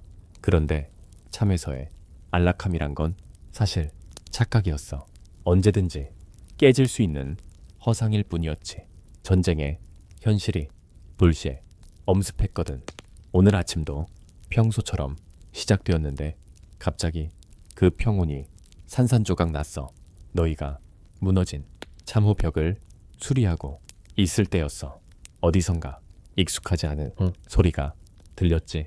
보통 들리던 포탄 소리랑은 달랐어. 처음에는 독일군의 아침 포격이라고 생각했지만 뭔가 달랐지. 둔탁하고 텅 빈 북소리 같은 느낌의 연소금. 독일군 미네르베르프야. 누군가 소리쳤어. 숨으라고. 독일군 미네르베르프는 참호 박격포였어. 사거리는 짧지만 고각으로 발사되기 때문에 참호 안으로 정확히 떨어졌지. 일반 대포처럼 멀리서 날아오는 게 아니라 적의 전선 바로 뒤에서 쏘기 때문에 발사 순간을 포착하기도 어려웠어. 너는 가장 가까운 벙커로 몸을 던졌어. 첫 번째 폭발이 터졌어. 너무 가까웠어. 땅이 벌컥 뒤틀렸고 흙과 파편이 비처럼 내려왔어. 귀가 울리기 시작했지. 아직 정신을 차리기도 전에 두 번째 포탄이 떨어졌어. 곧이어 세 번째. 독일군은 정확히 사거리를 잡고 있었어. 그 위치에 포탄을 집중적으로 쏟아붓기 시작한 거지. 그리고 알았어. 이게 걷는 사격이란 걸. 그들은 먼 거리에서부터 조금씩 조준을 가까이 당기며 참호 전체를 휩쓸고 있었던 거야. 참호 밖이라면 사람들이 흩어질 수라도 있었겠지만 참호 안에선 도망칠 길이 없었어. 좁은 길에 갇힌 채 그저 파편을 덜 맞길 기도하는 수밖에 없었지. 폭발음이 계속 이어졌고 시간이 끝없이 늘어지는 것 같았어. 정말로 몇 시간처럼 느껴졌지만 사실은 20분 정도 됐을까. 그러다 갑자기 포성이 멎었어. 그 정막이 폭발음만큼이나 낯설었지. 사람들이 조심스레 몸을 들었어. 부상자들을 살피고 스스로를 확인했지. 옆 참호 구간에서 2명이 죽었어. 직격탄을 맞았거든. 또 3명은 부상당했어. 1명은 발이 잘려나갔고 다른 1명은 다리에 파편이 박혔으며 또 1명은 충격으로 귀가 안 들린다고 했어. 들것 부대가 서둘러 도착했고 부상자들을